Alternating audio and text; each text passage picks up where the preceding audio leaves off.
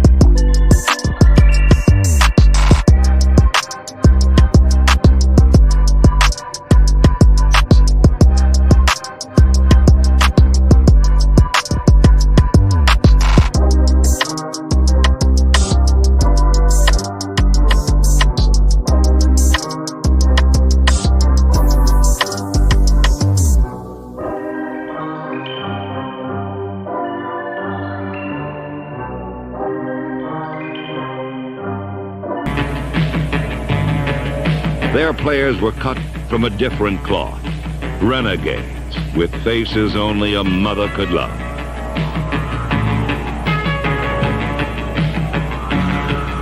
The Raiders cultivated, then reveled in their ominous image.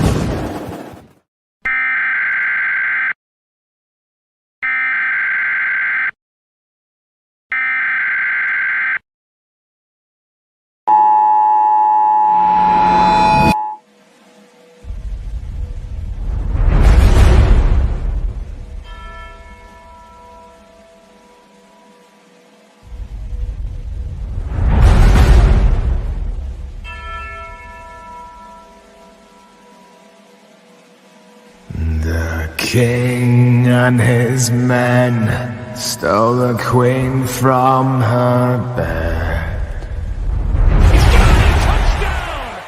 bound her in her bones. The seas be ours, and by the power where we will roam.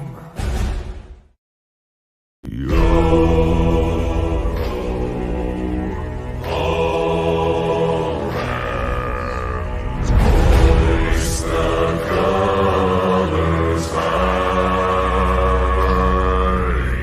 heave ho.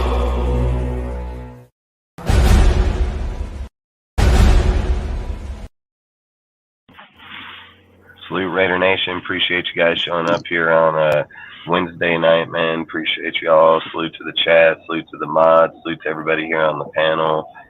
Really do appreciate everybody showing up. Got a lot to talk about, even in the bye week, even a lot going on still. So basically, to get the show started, well, like I say, man, you can always follow everybody in the Nightbot. It'll be popping up in the chat, so feel free to follow whoever you guys want. We got a link to the Discord, to all our pages, everybody here in the panel, people that we support.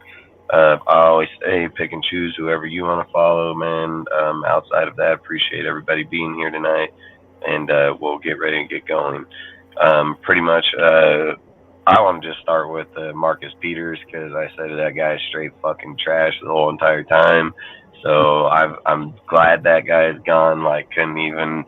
I'm glad these guys don't wait till the end of the season to get rid of people that suck. I'm glad that they got rid of them just right away, you know. So this guy is too scared to tackle. He's a pussy.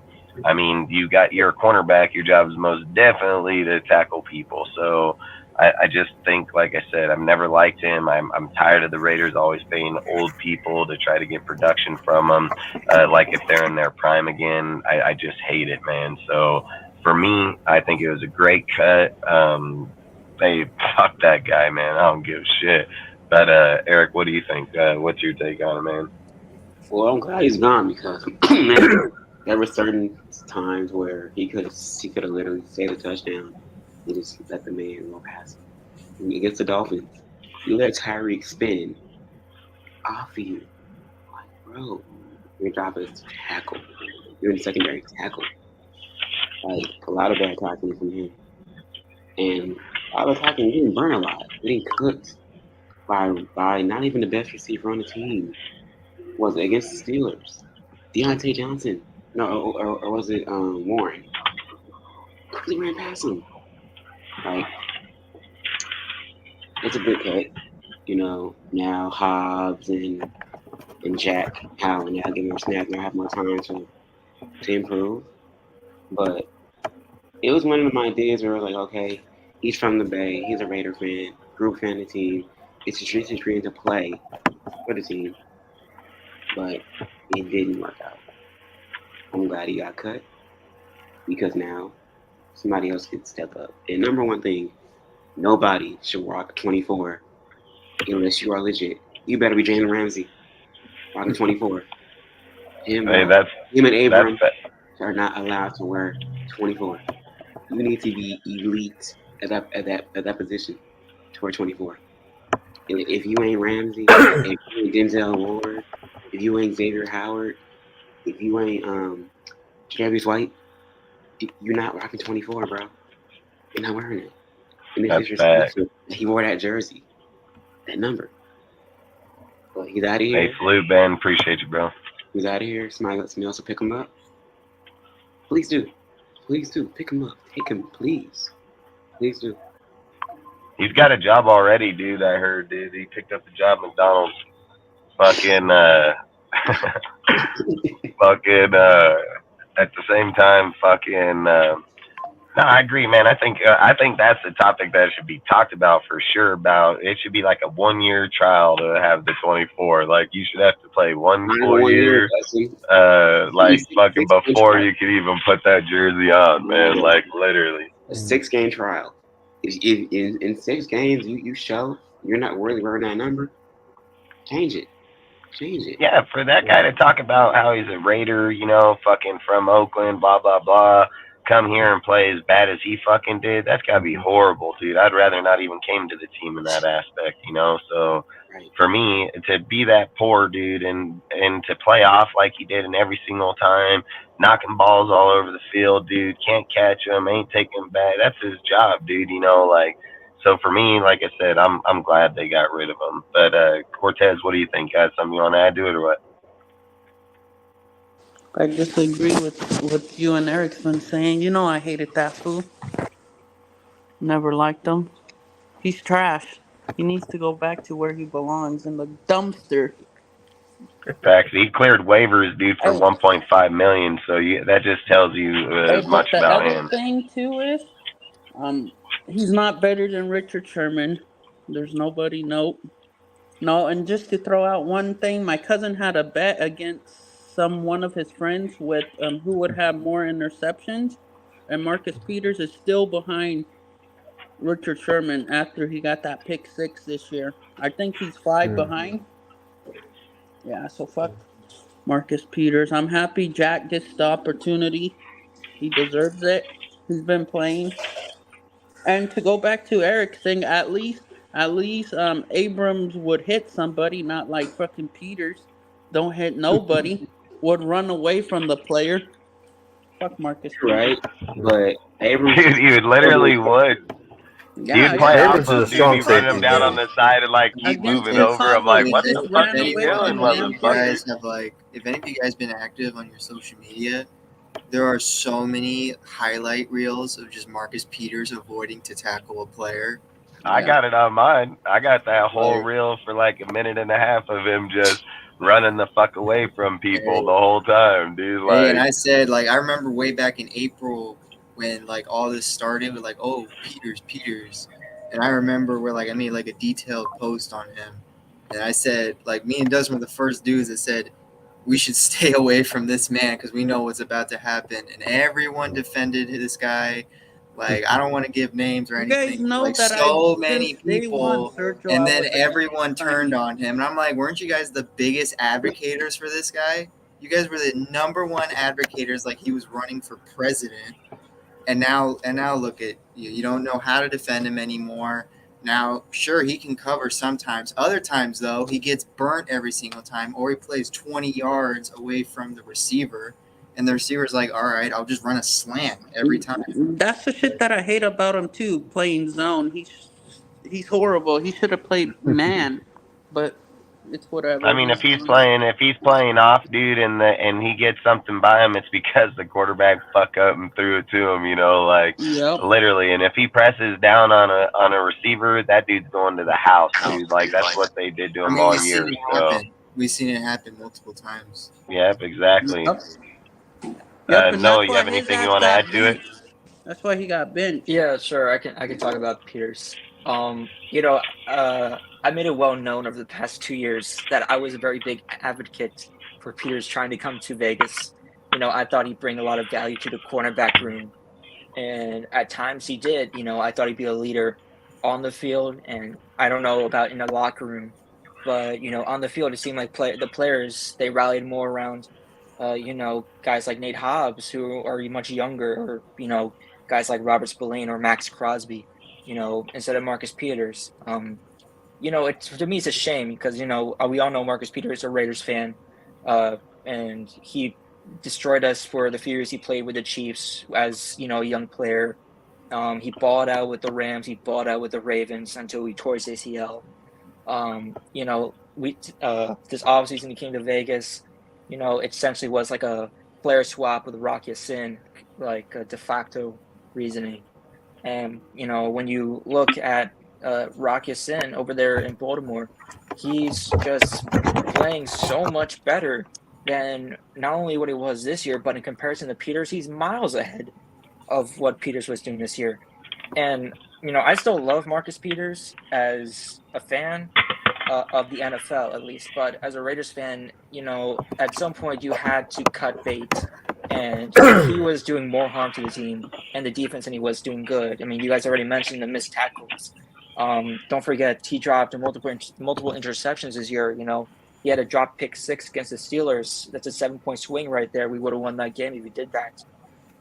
You know, against the Dolphins, again, another big pick, I think, in the second quarter that he dropped the first quarter. You know, could have been big plays right there.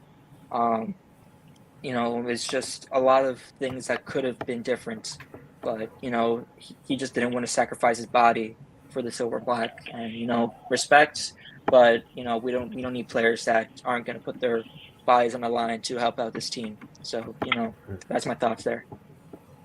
Yeah, and I think he probably didn't want to put it out there because he was only getting paid, you know, fucking little bit of money. And that's why I said I didn't like the hire at any given point. Rudy, you have anything you want to add or what? Well, I've said it way before everything that this guy is old. I called him Old Man Peters, and nobody was believing me. I said he's slow and old. There's a reason why the Ravens cut him. They went for Rock Ya-Sin because he's younger, more youthful, and much more physical.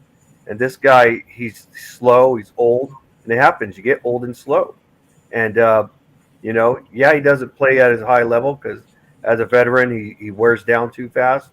That's why he doesn't play all out. Yet when he was younger, he played all out. But when you get old, you play all out, you tire it out too fast. And you can't be like that, you know. I think he just needs to retire, to be honest with you. He's old and he got slow. He's burnt. He's got burnt really good. He's got good awareness, though, still. But other than that, he's too slow and less physical, you know. It's just the way it is, you know. Yeah, it's facts because I always think we're always trying to bring dudes from the past, you know, like when they were in their prime and bring them here at the end of their careers and hope that they are the player they were back when they were fucking 25 or 27, you know. But yeah, that guy, he needs to most definitely fucking retire, dude. Like, there ain't nobody gonna pick that motherfucker up. I mean, if they do, he's gonna be like fourth, fucking fifth rotation, like literally. Remix, you here or what? Yeah, I'm here. You have anything you want to add to it or what? I mean, I'm not gonna say I'm glad we released him because we do need all the help we can get at corners, but I kind of have to agree with what everybody said. He's definitely getting up there in age, and the man is not playing like he used to back with the Chiefs or even the Rams. And, you know, I was tempted to let him go because he did give up a lot of plays. And although he did make 1 or 2 good plays, including that pick 6 and then getting that collar tackle that saved the touchdown. But aside from that, we need to have younger guys on the field, especially like Tyler Hall, who has been balling out every single time he's on the field. He balls out. So it was due time for Peters to be released. Hey, I'm going to be the first one to say I'm fucking excited that Peter is the fuck out of here. That guy is so trash, man. I mean, I don't understand. Like, I get the point of, like, you know, wanting to be Raider, be here, this, that, the other. There's got to be the point, too, that you're just done with your career. You know, like, you come here, the guy he can't press, he can't do anything. He makes our team vulnerable, dude. Like, those things ain't good for anybody, especially when you're trying to win, you know, in the NFL these days. So for me, I'm 100% glad that he should have never been here to begin with. They should have never hired him to begin with. I said, dude, you had fucking 31 other teams not even try to offer on him, dude, for, you know, for $1.5 million. We were the only guys. Well, yep, give him that. It's such a great deal because nobody wanted to get him on their team. Then we release him, goes through waivers. No one even picks him up even then. So like I said, Peters, bye-bye.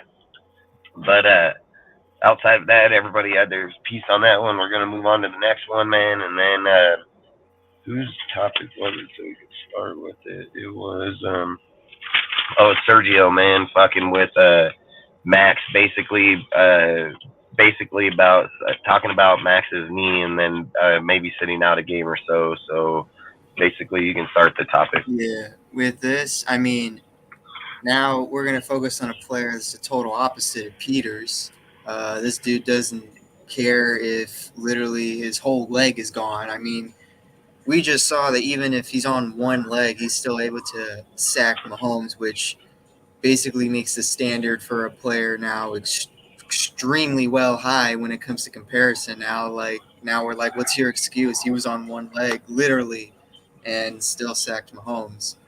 But after hearing what Crosby said, that the doctors told him that his knee is basically like a bomb. It just exploded, and it's amazing that he was able to walk, especially during the game. I don't even think this bye week, to me personally, is enough. I think he does need to sit out the game after the bye week, and especially since I don't think we're in a good position at all for playoffs or even just a winning season. I mean, I just think for Crosby's career in his future, if he also wants to stay as a Raider as long as he can, I think it's smart if he sits out a game after the bye week, because especially since he's the first player since 2020 that still played a game after being listed as doubtful, says a lot. Which means I love it that he's showing how much of a Raider he is, but I do think though that he does have to really take care of himself. Yeah, for me, I've put out the video of what they said about his injury, about the game, what kind of injury that he has. So basically, he had a deal that happened between his kneecap and his bone, basically where it took out the fluid there and it was rubbing bone on bone, and it ended up creating a bacteria inside of there that ended up making him have to go to the hospital before the football game, and they ended up having to suck it out. And the craziest part about that, I got this video, dude. It's on their Instagram that I posted on there, and it's on our YouTube in a short that I put on there. Basically talking about and explaining about his injury and everything that he had. The craziest thing about that injury is that it actually has a 7 to 10% mortality rate, dude. When somebody ends up getting that type of injury like that, and Max goes to the hospital, has it pulled, and then still ends up playing in the game.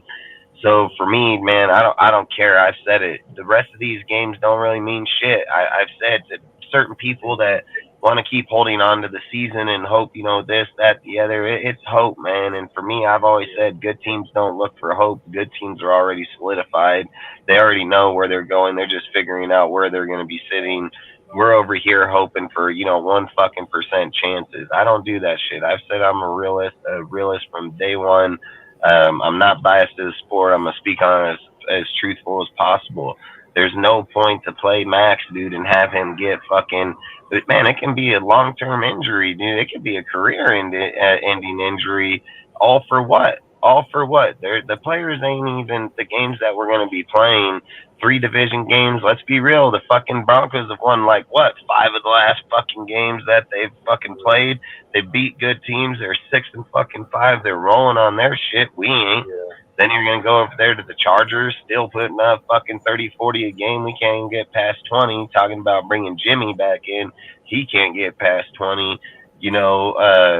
Like I said, I just think it's time that if Max heals up after a week or two, then salute the Menace. Appreciate you, bro. Salute Strike Vader. Appreciate you too, man. Like I said, if he heals up after the bye and he's good to go, then go. But if he ain't, man, you gotta sit him down, dude. I mean, we're not fucking 10-2 or 12-4.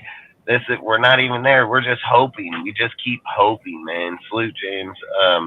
And I just don't want to injure our best damn player on our team. So for me, I agree. I'd sit his ass. I don't give a fuck what anybody says. I don't care how they feel about it. If they feel like Max should go out there and play and risk fucking ACL tear, fucking probably way bigger issue than that, they should be slapped. So for me, I'm all about him sitting out and fucking not playing until he's healthy, 100%. Most definitely. I mean, like, I don't know what you need to prove. Like, I know you want to like prove something this season. That was like the main goal from the start.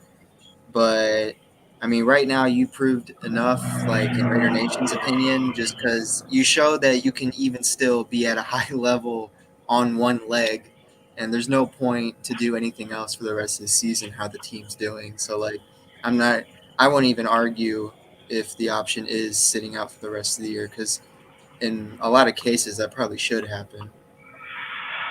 Yeah, and that's why I've said, like, I don't doubt his loyalty to Raider Nation, and nor should anybody else. So he should just do what's best for him. Eric, you have anything you want to add? Oh, simple. I know Max is a person that will die on that field, but we don't know the severity.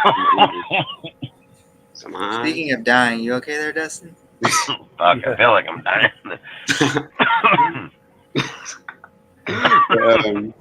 But yeah, just be careful with it. Like, if you gotta sit out a week, let him sit. Like, of course his presence is needed, but we don't want to need it that bad to where he gets hurt and it's long term. Because you can do it in the injury, but in Achilles, you're done for. Well, actually, unless you're Aaron Rodgers taking all that on them drugs, all that. I know, dude. The doctors had to get that injury on. They had to get that injury. Just play it safe. Play it safe. Like, I'd rather him be healthy than him go out there and get hurt. The next, if he plays and gets hurt, it's gonna be a bad look on the staff. Oh, he was hurt. Why'd you let him play? This and that. Like, I get it. He is down for the team, but your health is more important than a win. Like, I'd rather him be out and we win or lose versus him be in there and keep risking it. Because if he gets hurt, I mean, we can't replace him. And he's a big part of the defense. So we have to sit out. I see nothing wrong with that. Like, any person who thinks that, you need to be drug tested. Like, that's what I'm saying, and I would test their loyalty to the nation, because at the end of the day, dude, it's about keeping our fucking players, especially when you give them $25 million a year, and making sure that they're healthy as can be. Like, you need to take care of those type of players when it's especially a guy like Max, especially when it has a 10% mortality rate that it can cause the bacteria to travel up within the bloodline, and then it could fucking end up killing them, dude. Like I've said, I don't doubt his loyalty to our team, dude, and nor should he. So I think, like I said, what's best is he should sit the hell out until further notice, Hey, there's a really good reason why Pierce was very heavily trying to convince Max to sit out in that game, and Max was just not budging the entire time. And I respect that, but health is more important than facts. Like, for example, like with the Commanders, they had a whole scandal for having players that were hurt. They still played them. I think one of the players got cancer, and they didn't. And it was a staph infection, and it went undiagnosed until he found out on his own. Like, and even you can even look at the Bengals. The Bengals are under investigation right now because of Joe Burrow. They didn't list him on the injury report a single time yet. In the middle of the week, people were finding him wearing a cast, a brace on his hand. Right. And everyone's like, why is he not on the injury report then if he's wearing a brace on his throwing hand? Right. And then in the game, NFL finds out, oh, this dude's actually injured. And if they find the Bengals guilty, not only do they lose multiple picks, but they're going to get a hefty fine. Right. Yeah, we don't need that. So let him sit out, heal up, and come back next season, even hungrier and healthier. Because never rush it. Never rush too fast. I get it. He's a Raider. He loves the game. But as I said before, I'd rather see him healthy than see him hobbling or having to get wheeled out. I'm having to get wheeled out. Like, I don't want that to happen. Or see him on the sideline for the rest of the year injured. Right. And then know that he ain't coming back until probably mid-year next year, you know. Exactly. And like I said, I thought the same thing like you said, unless you're fucking Aaron Rodgers, which don't get me wrong, Max might get hold of his doctor and might be back there to help, you know. So I'm not going to lie.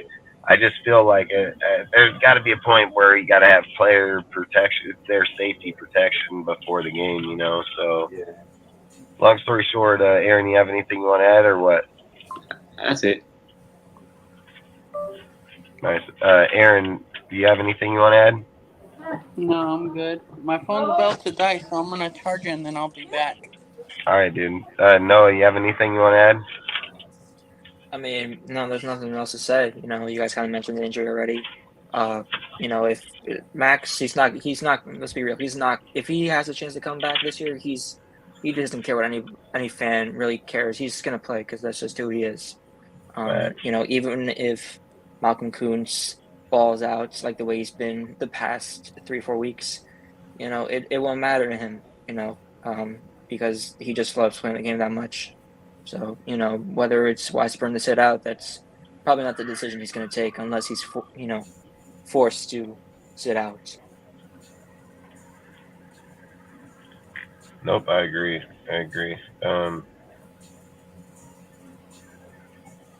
So,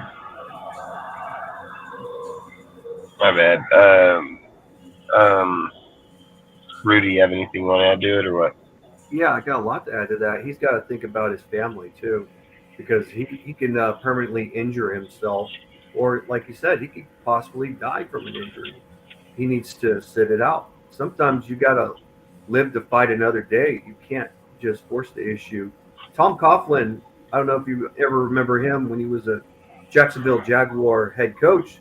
He made players play when they were injured, mostly marginal players, and he got in trouble for that before going to the Giants and winning 2 Super Bowls for them. But that's what he did. He was guilty of, playing players out while they're injured. And once they, marginal players, they can't afford to be injured because they don't have a contract. They don't get paid. While players like Maxx Crosby, he's fine. He doesn't have to play. He's getting paid. He's got guarantees. He's fine. He doesn't need to prove himself, He needs to sit it out. I understand you think with your heart, but you also got to think with your brain. Think about your wife and child and everything, and yourself. He's got to do all that. That's what a lot of people don't realize. With a job, you got to think about things where you can't push yourself too hard. Sometimes you just got to sit it out. No, I agree. I mean, that's how I feel. At the end of the day, the game's not worth it, dude. To me, I feel like for me, I think that you need to be able to take your time, rest, and fucking make sure that you're healthy enough to be able to stay in the game for long term, man. Because that's what it's about. It's about when you become a franchise player, is being here for the team as much as physically possible. So I think that's what his goal should be. Salute Pizzle, appreciate you, bro. I think that's what the number one goal should be at the end of the day. Remix, do you have anything you want to add or what? Yeah, I mean, you guys pretty much said everything I had in mind, but I have to agree with what everybody said. We're at the point of the season where it really doesn't matter, mainly because the AFC in general, they're performing really well, and for us to make the playoffs is almost, I'm not going to say it's impossible, but it's pretty close to none. So I think it would be best to sit him out to protect him so he doesn't get injured or even hurt himself even further. And we're at the point where even if we take losses, technically it's not a bad thing because it's going to put us in a better spot to get somebody in the draft that could potentially fill a certain void that we had in our team, because we do have a lot of holes that we have to fill. So I think at this point, fans need to understand that losing, it's not going to be a bad thing, because playoffs are almost near impossible for us to make it unless a bunch of teams decide to just shit the bed and start losing all out. So Nope, I agree, dude. I mean, if we go into the Vikings game and Max rests, right, and we get that win, and it puts us back in contention. And like Max's needs a little bit. Then I wanted to salute Josh. Appreciate you, bro. And if he shows back up, dude, and he's playing like feeling better, then I don't think it wouldn't be as bad to put him back in. But you go look at his knee, you go look at the video that I watched, dude. You see the shit that was in there. I'm telling you right now, if I was a coach, I don't give a shit what he says. That's why I'm the coach. That's what the future is him being there for long term. One little deal out there, like I say, he can go to get underneath the guy, dude, and just cut back underneath himself and watch his knee just fall out from underneath him. So I'm good on that type of shit. I'd rather just make sure that he's going to be here for long term, and that's the way I would go with it. No ifs, ands, or buts. I don't care if, like I said, the head coach's job is to protect his players, and it doesn't matter if he advocates it. He needs to do it. It's just like Rudy said. He has guaranteed money in his contract that allows him to sit out. That's what he fought in the contract for, is to have that type of money for these type of situations, and especially in these type of moments in the season. Listen, we're so far from trying that we just got to keep hope, dude, that this team falls off, and then we need 7 other teams for the same reaction. Like I said, I would just let it play out like it needs to play. If he's there or not, man. I mean, I've said it. Our offense can't score points. I don't really give a shit if he's there or not when you're starting to play teams that are going to be mobile, have guys that can throw, got good receivers. I mean, this last stretch here is going to change massively. So, long story short, dude, I think the majority of us think that he should sit. Others think he should play. Like I said, he should do what's best for him. I'm not going to tell him. In my opinion, I feel it'd be what's best for the team. And I've always said it's not about the individual. It's about what's best for the team. So to move on to the next subject, we're going to go on with Eric's deal, the adjustment to be made during the bye week to prepare for the Vikings. So if you want to start off that topic, you're more than welcome to start it out. Okay, so for adjustment. So as we know, Justin Jefferson has been activated magically, right? He wasn't activated until this week, meaning he plays against us. How ironic. He's playing against us. That's somebody that more than likely Nate Hobbs. Cooking, man. They've been cooking. Right. More likely Nate Hobbs will have that assignment. And it's mainly with them. It's Hawkinson, Addison, and Jettis. Those 3 can give us problems and we don't properly playing. But then again, for us, I mean, you still have Michael Mayer, Devontae Adams, Josh Jacobs, when I ran for Charlie Myers. So we have weapons as well. But my main thing is we have to neutralize Jefferson. Like, beat us to somebody else. Like, let Addison get 150 yards or let Hawkinson go off.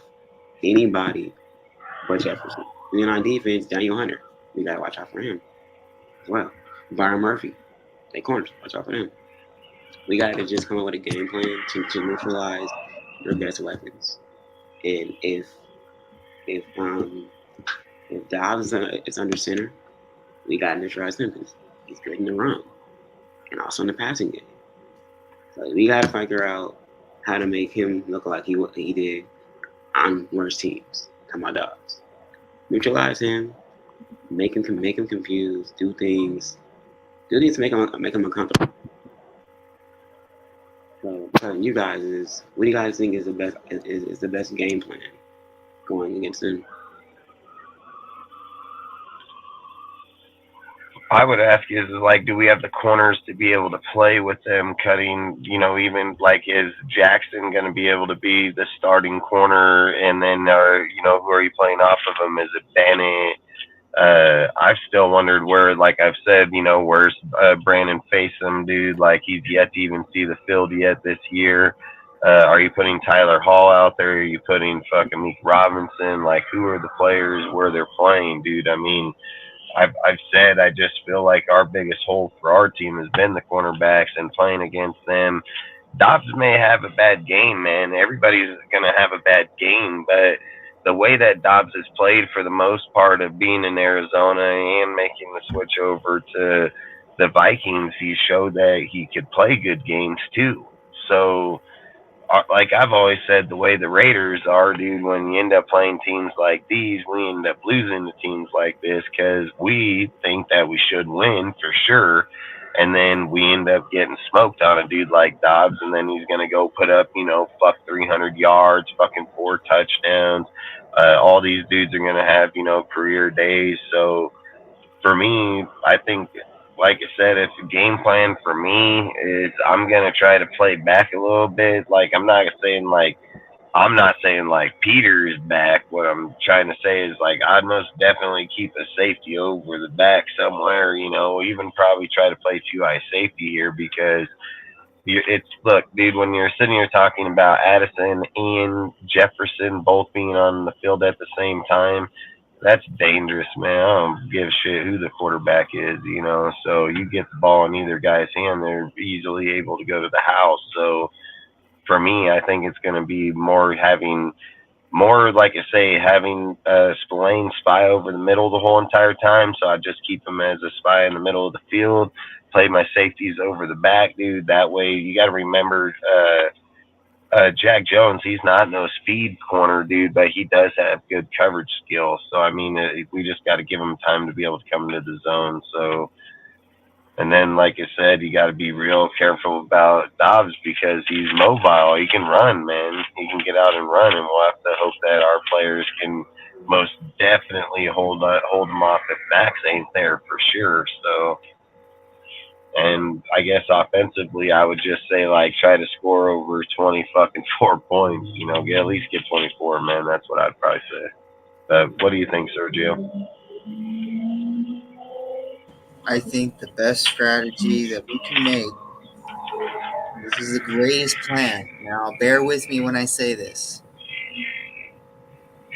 We lose the game. That's my strategy.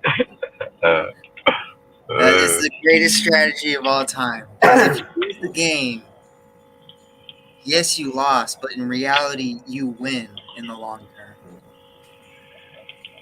Yeah. Because if we win this game, then what the heck does that mean? Yay, we have a 1% higher chance in playoff contention. Like that's all I hear and see. Like I don't Very like true. if we get like any seriousness, like we just covered, are the corners going to be able to compete with Justin Jefferson, Jordan Addison, T.J. Hawkinson? Heck, even the running backs can be versatile if they want to. Madison, dude, and they have the other guy that's the receiver. So, and not only that, the defensive coordinator is Brian Flores, who got their defense top 10 immediately the moment he got there. So, and our offense can barely score over 20 points for their life.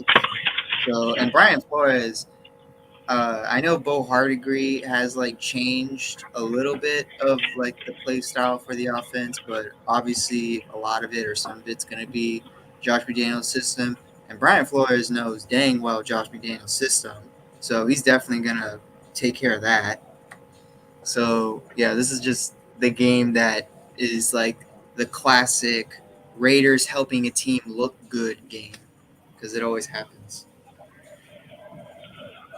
yeah, no, I mean, that is a good point about Brian Flores, dude, and he's not going against Josh. He's going to go against Josh's assistant, you know what I mean? So, yeah, I mean, that's a good point there. Not Josh's assistant, the assistant of the assistant. Yeah, you know what I mean? Like, he's Josh's guy. He picked him, put him there. But yes, you are right. And, but I do think, like I said, this is going to be tough. I mean, dude, their defense isn't any slouch either. So, I mean, they got a pretty good defense over there. Noah, you have anything you want to add? Well, I guess I kind of agree with Sergio. I mean, we have the same record at this point that we did last year.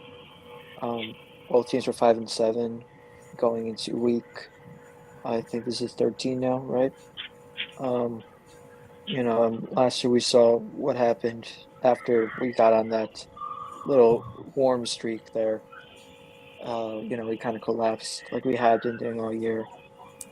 This season, we're just not built for the playoffs like we were last year, I think. The schedule is not looking favorable. Like the teams we should have beaten, teams like the Steelers and the Chargers, uh, they already passed us on our schedule. You know, realistically, it should be looking towards, um, the off season, the draft. Uh, in terms of who we should be covering in particular, now that Jefferson's coming off IR. Um, there's not much you can do. You can try to contain Joshua Dobbs. I mean, we saw the Bears defense do that last week. The same defense that shut uh, us down, although we were led by Brian Hoyer. Um, So, the Bears defense, in a cruel twist of fate, might be a defense that we should be looking to take, some, you know, ideas from on how to contain the Minnesota weapons, because for the longest time, on Monday night, not only was Addison shut down, so was TJ Hawkinson, so was KJ Osborne. I mean, the only guy they had running getting the ball that was doing anything with it was Noah Powell, their third or fourth string receiver now that Jefferson's back. So I mean the Bears, they had, you could argue they have more talented corners in their higher spots, but compared to that, there's keys to success on how to shut down the passing game for Minnesota. Are And they in I the think at same this point, division or no? yeah, the Bears and Vikings are both in the same division. Yeah, that's what I thought. Yeah. So, like I said, there's keys to victories there in that game that, during the bye week, I'm sure the coaching staff will look at to see if they can try to replicate next Sunday. But yeah, otherwise, it's not going to be a running the ball fest, hopefully, like Dalvin Cook did in 2019 and Adrian Peterson did in 2015 and 11. This time you got to keep the ball in the air and, got to keep the guys guarded really tight, so. Nope, make a lot of good points. Rudy, you have anything you want to add? Oh yeah, I saw that like the Bears and the Vikings game, and Dobbs didn't look too good at all. Although they're in their division, Dobbs looked great when he was with the Cardinals, and they traded him, and then all of a sudden he doesn't look like the quarterback that Minnesota expected from. But you know, I don't know what's up. Usually Minnesota has a good O line, but their run blocking offensive line. But when they play against the Bears knew them. I don't know if we'll play like the Bears. We might make Dobbs look good, but Dobbs really didn't look good at all. I think that there's a good chance that we might just make him look good and lose the game. But if you really want to beat this Minnesota team, you got to really blitz hard, put pressure, take down, go after the middle. And Dobbs has nowhere to go. He's not a quick, mobile quarterback. He's a big quarterback, but he's not like a speedy, mobile quarterback. Because if he gets cornered and all that, he gets taken down pretty easy. He's not an escape artist. I mean, I seen him when that Bear defense, they just buried that dude like he was nothing. But I think that it wouldn't be a good idea to try to beat this team. I'd rather take it, because I think we're at the 11th pick right now. If we start taking it, we could possibly drop to the 8th pick maybe or somewhere. I just don't think there's any. I do agree. There's no point in trying to win these games. We're not going to playoffs. I just don't see it. The AFC North looks like the Steelers and the Browns might be wild card teams. Right now, they're in it right now, but it could change easily though. But right now, it doesn't look like the chances of us going to playoffs is good. And even if we somehow by luck make it, we would play like we didn't belong. It's I just don't think it's worth winning right now. Nope. I mean, I agree a lot to that. I mean, there's a lot to that I agree with. Remix, anything you want to add?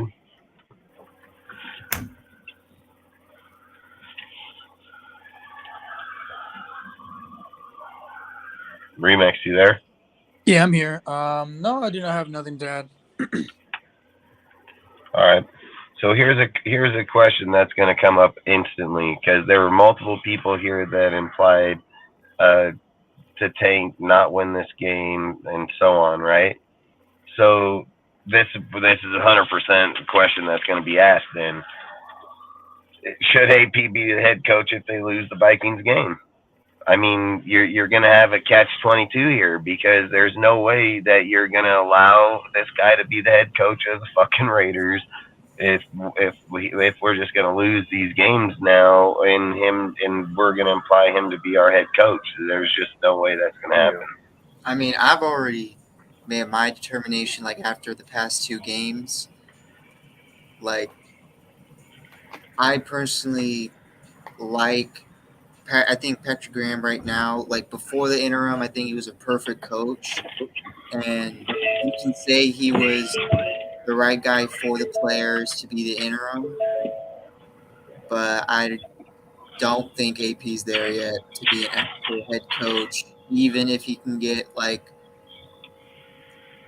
if there's a possibility that he can get the right staff together, because from what I've seen, like, in the past 4 games,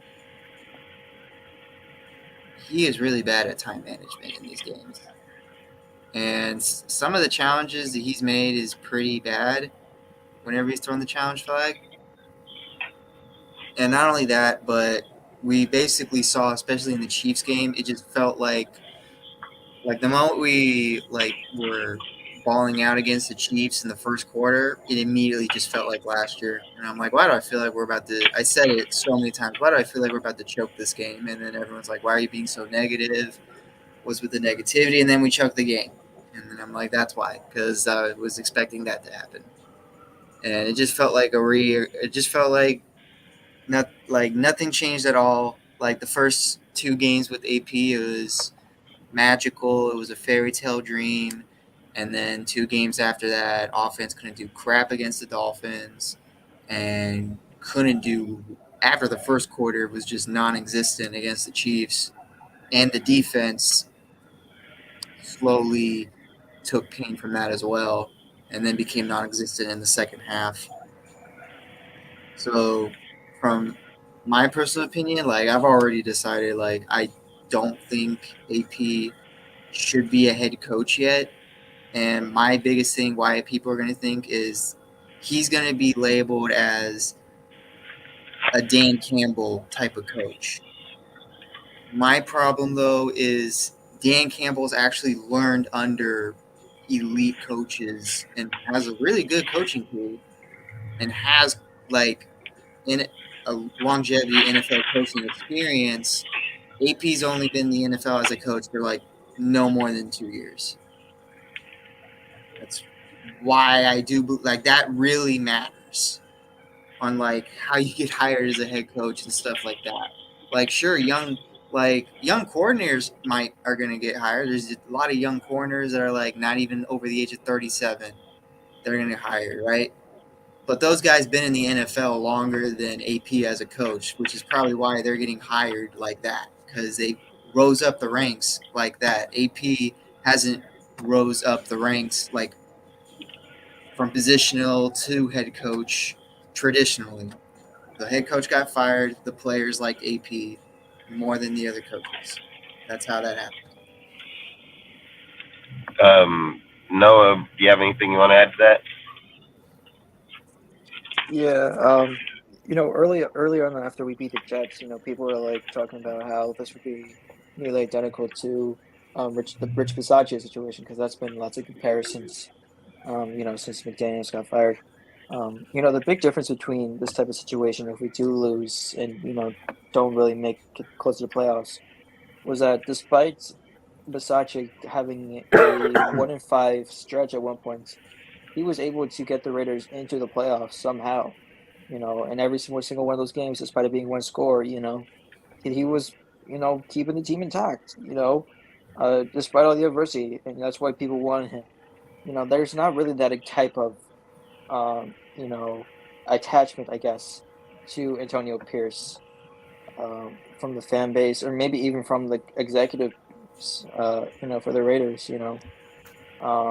Mark Davis says he's regretted because he, not just how the McDaniels and Ziegler era turned out, but because of the way the players reacted after Bisaccia left. He was a good fit for them. Unless Antonio Pierce does turn around the ship and drag us to the playoffs, I don't really see the same thing happening. He'll probably be fired and replaced by another coach at the end of the year.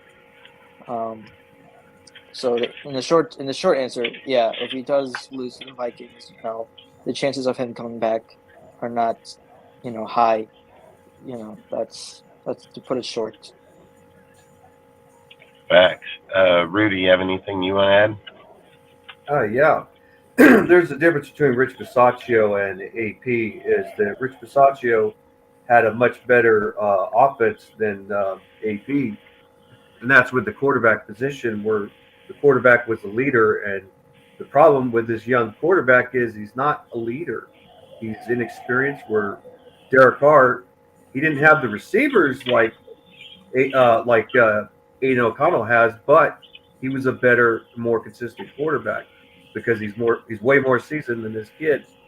But when you make a big change, like you let go of a quarterback for nothing, like Derek Carr, and then and you look at the trade-off. We were ranked 12th in total yards last year, where this year we're ranked 29th in total yards, and our offense really declined badly. And even though you got Devontae Adams, you got Jacoby Myers and Josh Jacobs, and you got that young kid Mike Mayer, and of course Hooper, the tight end. I mean, the tight end position, wide receiver position looks all great, but it doesn't look so good when you don't have a true quarterback yet. We don't know Aiden O'Connell. He looks good at times. I mean, he looked really good against the Chiefs, even though we lost.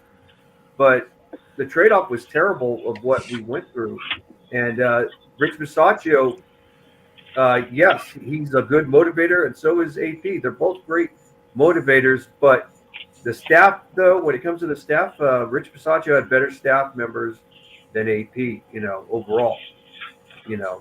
Might say defensively, AP has better staff, but other than that, the offense was moving, and we went 10-7 then, and of course lost to the Bengals. But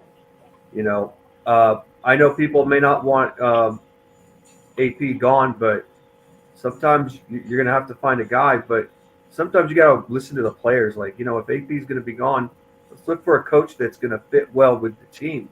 That's what you want to do, is make sure that this coach fits well. You don't want a coach that's going to be another Josh McDaniels who just doesn't care. It's going to do completely his way.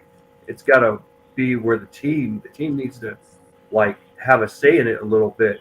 And with that, you have better communication. You have a good rapport, because this year we did not have a good rapport with Josh McDaniels. We had a better rapport with Rich Bisaccia, But this is what happens when you make a giant change.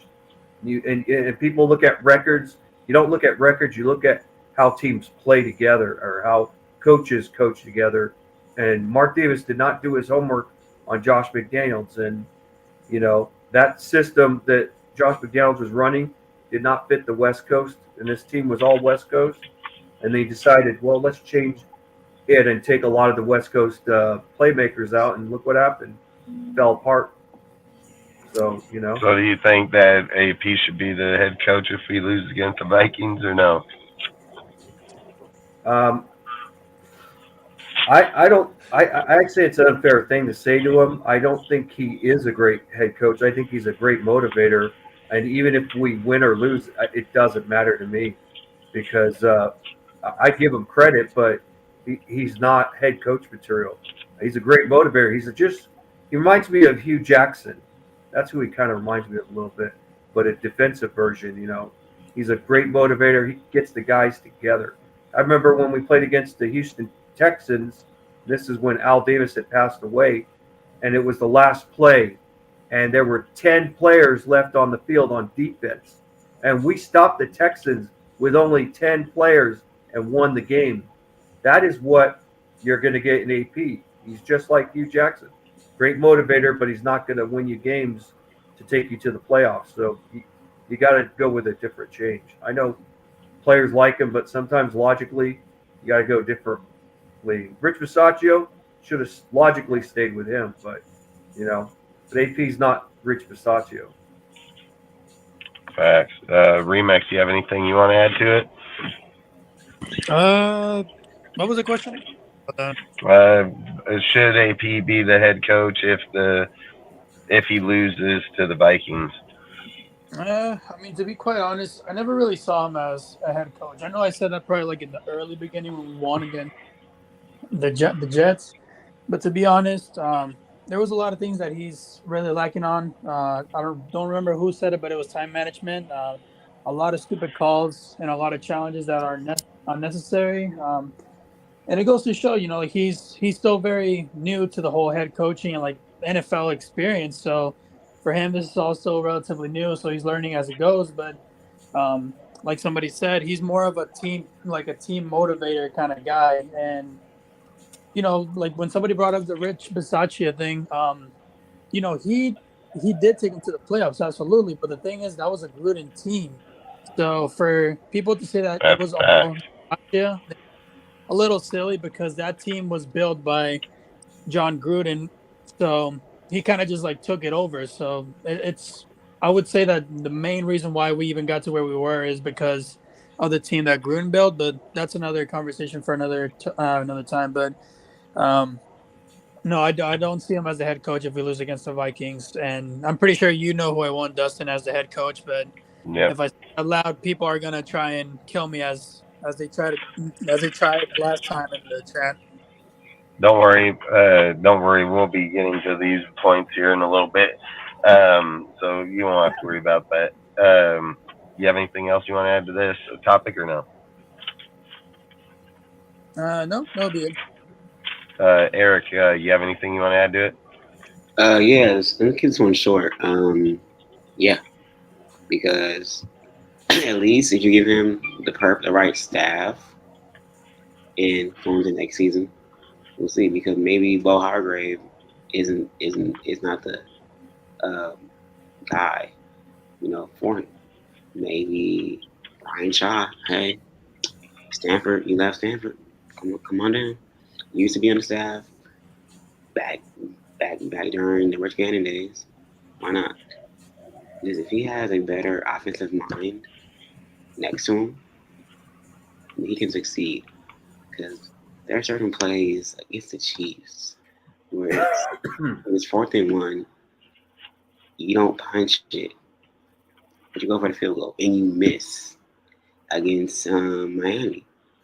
Another 4th and 1. Punch it. Like, you got to take chances to win. And I get it. It's his first time actually being a head coach. I understand. But give him a chance. Like, Dan Campbell's, was it his first or second year? They went, I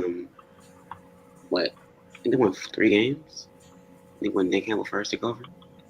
Maybe somebody can do it. But give him a chance. Give him the right core around him. And you never know. We could have the right person calling the plays. But you won't know that until he has the right team around him. So for me, I'm just gonna say this straight up. All right, I said this shit from the first day that we announced him to be the head coach. I said this on the live right away. I said the only way I see him keeping his job is if AP was to keep his job, he needed to play like he had nothing to lose. And I said that because I said he didn't have a contract. He got put into that job. He got put into that job because of other circumstances. I said if the guy was going to prove that he wanted to be the head coach, that he needed to go for it on fourth down plays no matter what. I said if he's on the other side of the 50-yard line and they're down there in those red zones and it's a 4th and 2, 4th and 3, 4th and 1, fuck inside the 10-yard line, at the 5-yard line, fucking 4th and 1 yard, you need to go for the goddamn fucking touchdown or the first down. Like, you can't just kick field goals. You don't have a contract. You're not a fucking coach. You are literally just put in as an intern coach because the head coach got fired. So I've said it from day damn one that he needed to play like he had nothing to lose. He has not played like he has nothing to lose. He safeties up. He's making fucking critical mistakes. I've said as much as I don't like Jack Del Rio, they named him the gambler for a reason because he wasn't afraid to go for it when he needed to. Later on, did it catch up to him? Yes, it did. But I've said it. I said it from day one. I didn't think AP was going to be it. I know he's not going to be it, and I'm going to talk about that here in a little bit. But this is the next question I guess I'd ask you guys on the same topic about AP is if Josh was to coach out the rest of the year, right? So let's say that Josh coached out the rest of the season and Mark was going to fire him. So everybody knew. Let's just say everybody knew, including Josh. And they all knew that Ziegler is going to be fired and Josh was going to be fired, but we were going to wait till the end of the season to fire them. In what world would AP be a head coach candidate? And how would he be? And then not only that, with the likes of a guy like Harbaugh, how is AP even in the conversation to be the head coach for the Raiders to begin with? So starting with Sergio, what do you think? How would you answer? How would you explain him being in a head coach conversation with the likes of a person like Harbaugh with the pedigree, the coaching, 114 wins and 46 losses in college, fucking 59 and 30, fucking 36 and 1 in the NFL as a head fucking coach. He's only had 3 losing seasons. He's done nothing but dominate at every single school from Stanford, fucking Georgia, and the NFL. So for me, I'm just wondering if Josh McDaniels was to coach out the rest of the season, where would AP have been and how would he have been considered a head coach, period? Because he has swagger and the players like him. That's all you can come up with. That's literally all I came up with that whole time. Because I'm just like, well, from what I saw in the past 4 games, and what I've heard from like fellow fans, is because he has swagger and players like him. That's literally it. And if say McDaniels was the head coach now, and he got fired, and then Pierce would probably have a good chance in staying as a Raiders coach, like the linebacker coach, whoever came in as the head coach. He would still have a good chance. But at the end of this year, there's like a really high chance he's not going to be here. Because I mean, like it's been said multiple times, like interim head coaches, like it's almost a guarantee that they're not going to be with the team after the season is over. Like I don't know what like defenses that you can make for like AP to stay as a coach besides what I've just already said. Because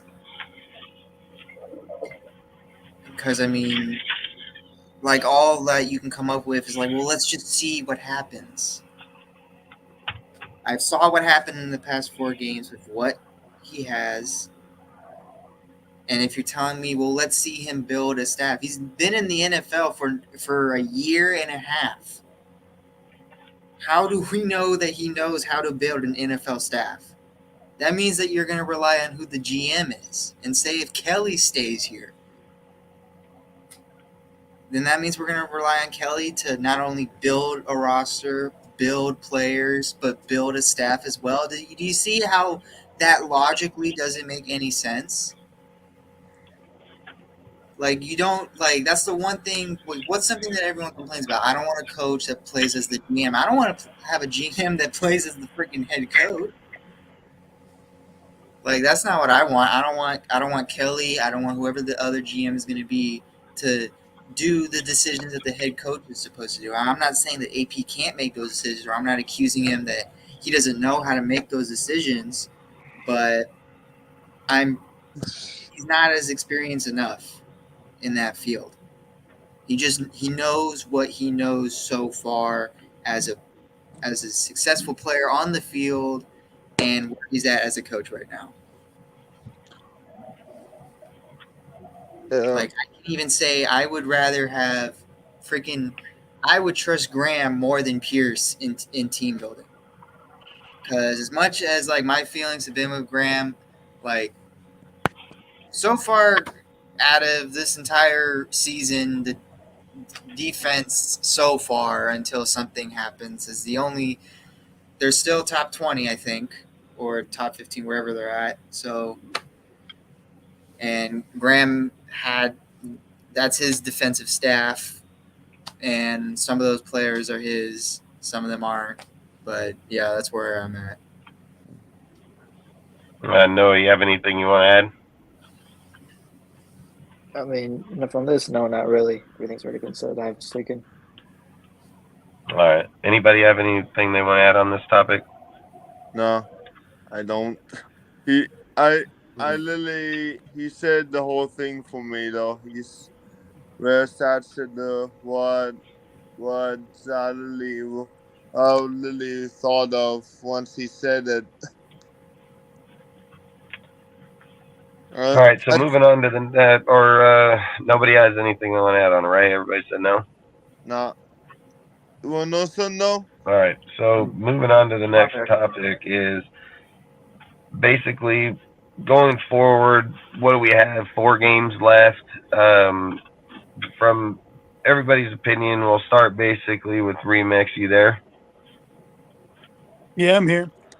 All right, so basically starting with you, what can the Raiders do offensively to be able to fix the offense going forward in these last 4 games? Is there something that we can fix and make us better, or are we just doomed for the rest of the game, or the rest of the season? Like, do you feel that there is something on this team that we can change that will make us better going forward?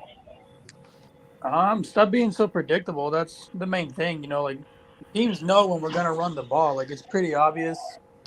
And then there's those times where we have 3 run plays, which I think is ridiculous because then the teams kind of anticipate it and they stuff the box. Like, it's not really hard to come up with different plays, whether if it's a jet sweep or even a check down. Like, the team is very predictable, and that I feel like that's how teams adjust to us. I mean, look at what the Chiefs did. The moment they were getting their asses whooped by us, they automatically flipped the switch, and they pretty much shut us down. Like, we couldn't do nothing about it.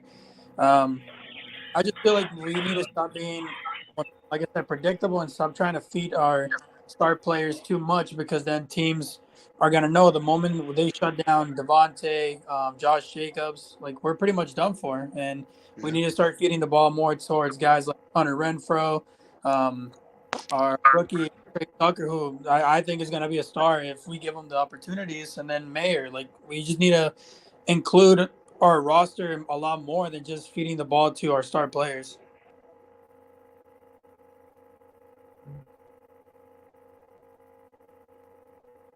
I agree. Yeah, that's totally agreeable with me. It really is. I think Justin, But that happened. There's 2 Justins. I can agree with that. Now what the hell? I don't know what's going on with Dustin. I'm gonna try to keep the conversation going for us, but I can agree with that, especially how, like, I don't like it that the team admitted that they were playing conservative for O'Connell. Like, sure, I'll give the respect to, like, protect the rookie QB and everything, but where we were at as a team during that game, and you just flat out admit, yeah, we did that on purpose. That was the game plan. That is a horrible game plan to go with. Like how the first half went with, what was it? The Dolphins. The first half went for the Dolphins. And what was one thing that we were kind of praising, like especially during the Jets, like arguably like the number one defense? Oh, they're just going. Oh, they don't care. Look at these trick plays. They're doing this. And then they throw it out of the window 2 games later. And they're like, yeah, we're just being conservative on purpose. Just like we don't want to, like, dip too many toes in the water for O'Connell and everything, even though that kind of determines if we're going to stay here or not, and also determines where the team would be. Yeah, that's all I got to say. Like, no, I don't like that. Like, that's something like.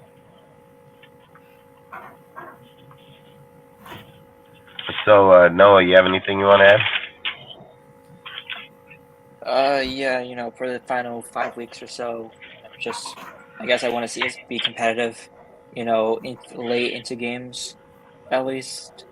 Kind of like we were against Miami. I hope we do actually win games though.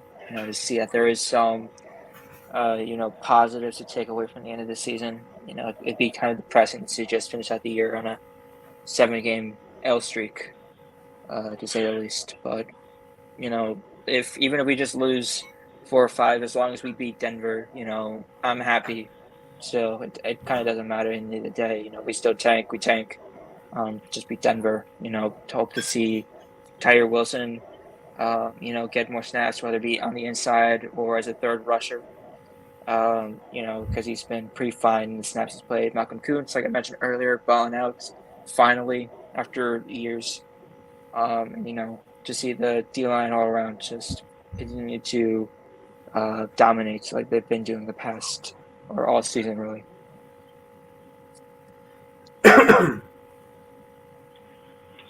Yep. Nope. I think, like I said, I think like we've been playing for 12, 13 weeks now. I mean, for me, offensively, man, I mean, I think we should have figured it out by now. I mean, we keep having the same struggles week in, week out, same problems week in, week out.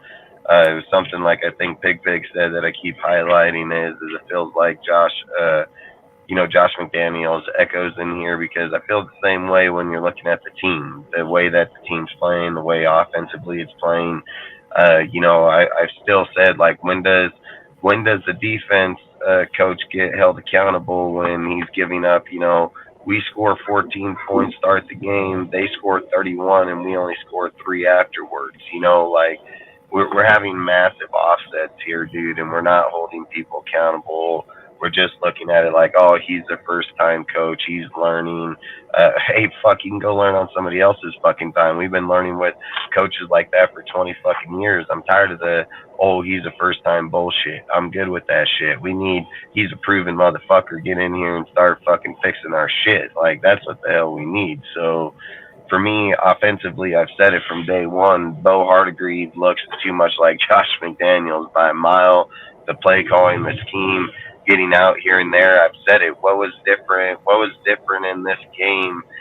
In the games that they've taken over that wasn't from last year. I'd love for somebody to explain to me what's happened in AP standard offensively and defensively that did not happen under Josh McDaniels. The exact same shit happened under Josh McDaniels. Same type of games being won. Last year went on a 3-game fucking winning streak, dude. Like, they're to sit here and just act like, oh, AP took over, the team's playing so much better. That's a bullshit fucking lie. It's a straight bullshit lie.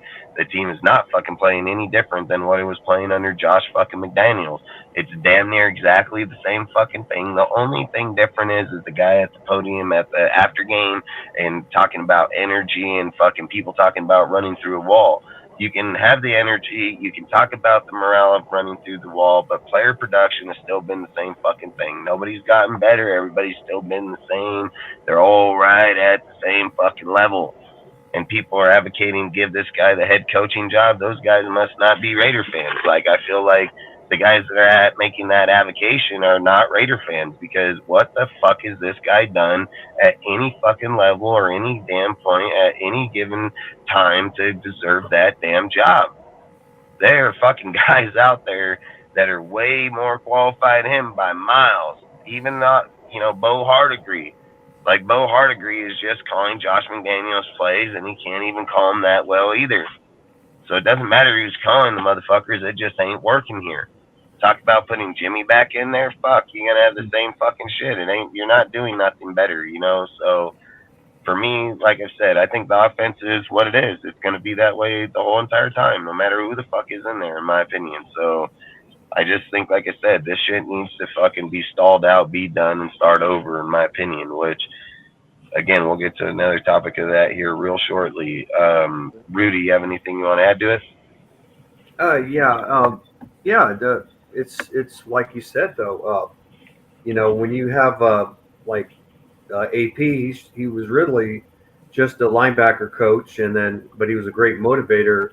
He's not going to rebuild the offense and defense. He's not a guy who's going to put staff up. You got to get someone who's going to put new staff that are they're going to fit well with the team, but you got to find the right coach. And I'm thinking coaches like Jim Harbaugh would be a right candidate, but you got to go with guys that'll fix the offense and defense. Right now, we got a 29th ranked offense, that shouldn't have been that bad. I think this offense is better than its record. We were sandbagging the whole time, I don't think we would have been going to the playoffs anyway because of the quarterback situation. I mean, Aiden O'Connell, he looks like he has potential, but Jimmy Garoppolo, I said he was brittle like glass, and everybody thought he was going to do great. Even some of these YouTube Raider fans like Raider Graf thought that he could do great. I mean, they were all wrong. Even Raider Captain Jack thought that we could do good with Jimmy Garoppolo. He was wrong. And I think even Captain Jack didn't like the fact that I was right, but he's more of a I have faith in the Raiders, but you have to be logical sometimes. Think with your brain and stop thinking with your heart, think with your brain, I'm thinking a lot more with my brain than my heart, and I knew we weren't going to go nowhere. Not with Josh McDaniels. And when he was gone, I thought, yeah, we could maybe win a few more games, but not good enough to go to the playoffs or anything. But we got to start off new again. And unfortunately, we should have never started off new from the beginning with Josh McDaniels. That was the dumbest move, dumbest head coach in the NFL, in my opinion. I can't think of any coach worse than Josh McDaniels at this point. Hugh Jackson.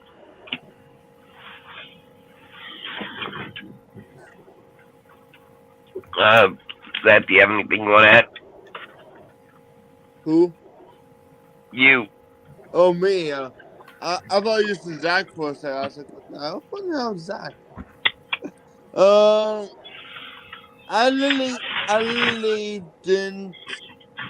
I didn't like the last game how we were doing so well with the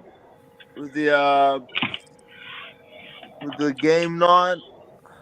I'm trying to think here. I'm trying to think of words I'm trying to say right now. Sorry. I didn't like how we went from the first half doing good not to the second half, which was a complete shit show. I'm sorry, but that second half was a complete shit show for the last game. It's like, what the fuck happened? I think I would have liked a new head coach. Like, I think a new head coach and definitely a new quarterback, for the example. We need someone better. We need a better quarterback too at the same time. But yeah, what else can you do? What else can you do for this season? It's just terrible. Very true, very true. Remax, did you speak on this one already, or do you want to speak on it, or what? I already spoke on it. I think it was the first one. All right, so Sergio, did you speak on it? Yeah. Anybody on a computer right now? I am. Can you do me a favor? I need you to pull up Jim Harbaugh college career stats, and I need you to put a split screen with David Shaw's career stats for college, and then let me know when you get those up. All right. So basically, I've heard a lot of people want to start talking on these subjects real quick, and I'm going to speak on this for people who speak on it because they probably don't know. But long story short, there's going to be a big issue with this deal about David Shaw, and I think people are very misinformed about David Shaw and what he's done and where he's gone and how he's got there to begin with. And the difference between a person like Jim Harbaugh. I've said it from day one. I've said it even when Josh was fired. I said Mark didn't fire that fool to hire AP. I said he fired that motherfucker because he probably had a guy like Harbaugh or somebody that has that type of stature in mind already in place. So for me, a lot of people are sitting here advocating, oh, Shaw should go be the coach over fucking Harbaugh, that he's a better coach, blah, blah, blah, this bullshit ass story. Again, I swear I feel like people don't know the history of these people and before they speak on them, but do you have them up? Yeah, I got them. I just got it. All right, so basically the way this story starts is Harbaugh and David Shaw were QB coaches for us in the early 2000s. When Jim Harbaugh left, he went to Stanford, and he went to Stanford where the team was losing team. He had a few years losing record there, but he did build that team up to be a winning team. If I recall, it was somewhere around 12-1 team when he left that team in Stanford to leave and go to the Niners, inside the Niners organization. Guess who took over that job in Stanford? Guess who it was? It was motherfucking David Shaw. David Shaw takes over fucking Harbaugh's rebuilt fucking team that just went off losing fucking records, got rebuilt, and then fucking Harbaugh built it up to a winning motherfucking team. He fucking leaves. Here comes Shaw. He has 3 fucking years under that exact team, winning. Then he has a downfall inside the team. Well, guess where Harbaugh goes? To the NFL and does nothing but win, win, win, win, win. The whole fucking time. Not one time does he fall off at any of the 2 fucking stops that he stops at. Then he leaves out of there, goes into fucking Michigan. Michigan goes on. He fucking goes on, still doing his thing. Win, win. I think in 2020 was again where Harbaugh had another losing season, fucking where they had a down season, 2-4, something doesn't matter. And guess what was going on over there with David Shaw? David Shaw's team finally started to fall off because of talent, being able to get personnel, recruits, going out, picking up people. Guess what happened to David Shaw in the last 4 years of his fucking career? Fucking plummeted right off the face of the fucking earth. Couldn't get nobody over there. Guess what happens to Harbaugh? Every single time that he hits a place where they fucking fall off, they just rebuild right the fuck back up. Fucking go from, 2-4 to fucking 12-0, 12-1, fucking just winning teams. So to sit here and imply about David Shaw, his success come off fucking Harbaugh. That's 100% facts, dude. He is not. I got it up. He is not the Harbaugh is the real motherfucker when it comes to building teams, building up fucking places. He has the structure. It fucking works every place this man goes, dude, and it doesn't fall off. David Shaw, David Shaw should be like AP. He should only be talked about as if fucking Jim Harbaugh is not the damn coach. And people need to fucking do their research and know their fucking shit before they talk about what the fucking guys are doing or where they're at or where their success. These guys, Harbaugh is miles ahead of these guys by a mile. I can't even believe that we have people out here advocating AP over fucking Harbaugh to even begin with. Harbaugh takes breaks, his team still beats number 2 ranked fucking team in the deal. Where are they? Fuck over there sign stealing those motherfuckers too? Like, they've done it for the last few years. It wasn't even just then. It's just, like I said, you can't deny the success Harbaugh has every fucking where he goes. And people are going to go talk on Shaw like, oh, yeah, he's all this. Hey, man, fuck whatever, dude. Harbaugh built up that team over there. They got that shit rolling on it. He came in and took over in that spot.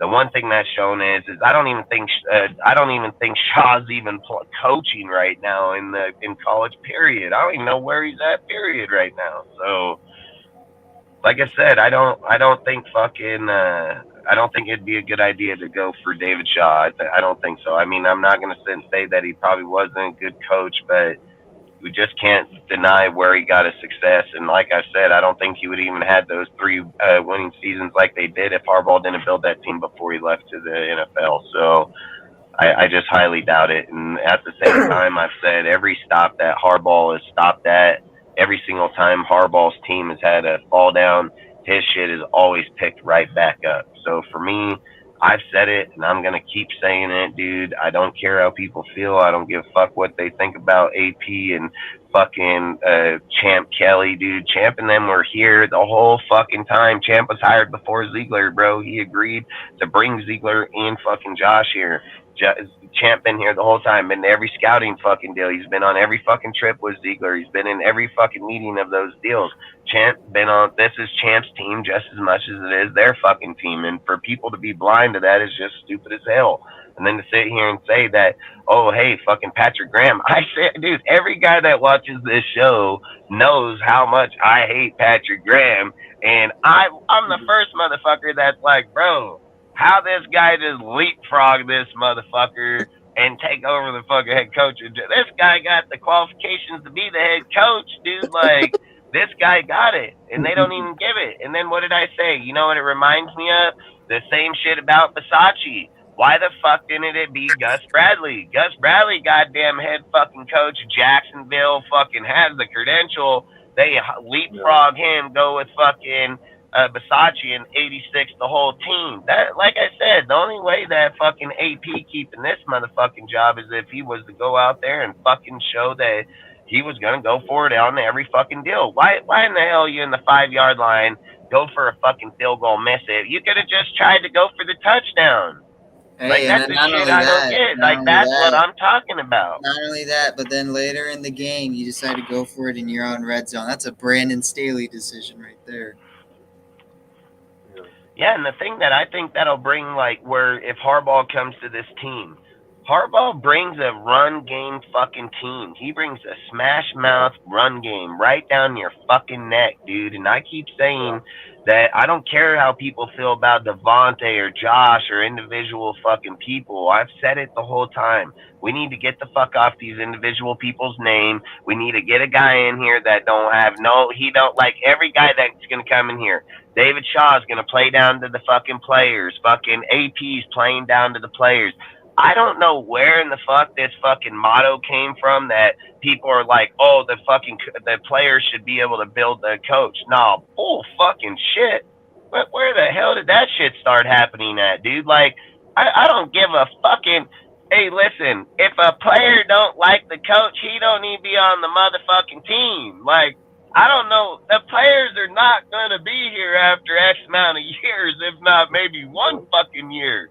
So I don't know where the hell people get this idea that, oh, now we want to have a player-built coach team. No, it doesn't fucking work like that, dude. It doesn't work like that. And you can't change the fucking teams like that. And a motherfucking coach is a coach for a fucking reason because he runs the motherfucking team. He's not liked by all fucking players. He's not supposed to be liked by all fucking players. It's not, oh, come out here, let me be your fucking best friend. It's, motherfucker, I'm paying you millions of fucking dollars to win every fucking game. That's what you're getting paid for. Now do the fucking job the best you can. Maxx Crosby plays at a higher level than every guy. Why are they all not playing at his level, getting paid $25 million a year? Why is he not playing at his level? He was playing at that level before he made $25 million a year. So for these motherfuckers to keep sitting here at this bullshit, oh, let's get a coach that all players. Nah, hell no, dude. Listen, there were players that hated Bill Belichick. He got 6 fucking rings. I don't give a fuck about their feelings. I keep saying this. Advocate a guy to have a fucking day off, Max, right? Hey, he's got it. He earned it in his contract. But again, I said about Josh the whole entire time. Josh didn't want to sign with us because he wanted a day off for 600. That bitch, motherfucker, you're already getting hurt. Max barely get hurt. It's like, bro, when you work for like 4 years and you finally gonna take a vacation, dude, even though you don't want to take the vacation, he's earned the fucking vacation, bro. Take the fucking vacation. You haven't taken it in 5 fucking years. So you missing a game don't matter. If Josh is, it's like, bitch, you missing one every other fucking game and shit, bro. Like, you're sitting over here asking for welfare. Like, Max, even though he has it, he don't even want it. Like, that's the thing. That one guy got a force to give motherfucker. This guy fighting for the cause in his contract, dude. Like, that's all I'm trying to say is like when you're looking at these type of things, that's why I've said it's got to be Harbaugh. He needs to come in here. He needs to just say fucking bye. He needs to come in here, and the only decision, well, I need to make 2 decisions. Are we going to give Devontae to the Jets for a first-round pick, or are we getting 2 second-round picks? And the second decision is, can he win games with Aiden, or are we drafting a quarterback? Like, that's all I give a fuck about, because if Harbaugh comes in over here and he says, hey, I think that we can win games with Aiden, I'm be like, all right, this guy did not just give up his career in Michigan to fucking come to the NFL to lose this motherfucker with this dude. You guarantee your ass that. This dude got ego, bro. Like, he ain't fucking coming here to lose like that. And that's the shit I need. AP can't answer that question. AP's going to be like, I think he can. I think he's the best. If Harbaugh says it, you know he's going to do it. And I don't care. If he said, yeah, I'll go we can go Aiden, and I'll take a cornerback or a fucking DT in the first. Let's go. Like, I'm not going to question this dude's fucking capability of what he does. He's player development, dude. He's fucking built half these fucking guys. I'm not saying half, but over exaggeration. He's built a lot of these guys that are coming out of the motherfucking draft now in the past years that have been in the past for years and years in the past. Like, that's all I'm saying. We're not just getting some slouch-ass motherfucker that don't know what he's fucking doing. People imply, oh, you don't know the Red Bull. Fucking shit. Quarterback coach 2002 and 3, dude. Like, if you sit here and say David Shaw knows the goddamn Raider way, Harbaugh knows a motherfucker for sure. Like, that's the whole fucking thing. Like, you can't give credit to a guy that got it from him. Like, that's the whole thing I keep trying to say is know where the motherfuckers are before they're going to sit here and just say, oh, this guy got it. No, he got it because this dude did it. Like, that's the one thing. The one thing that's proven is Harbaugh, no matter where he's at, win.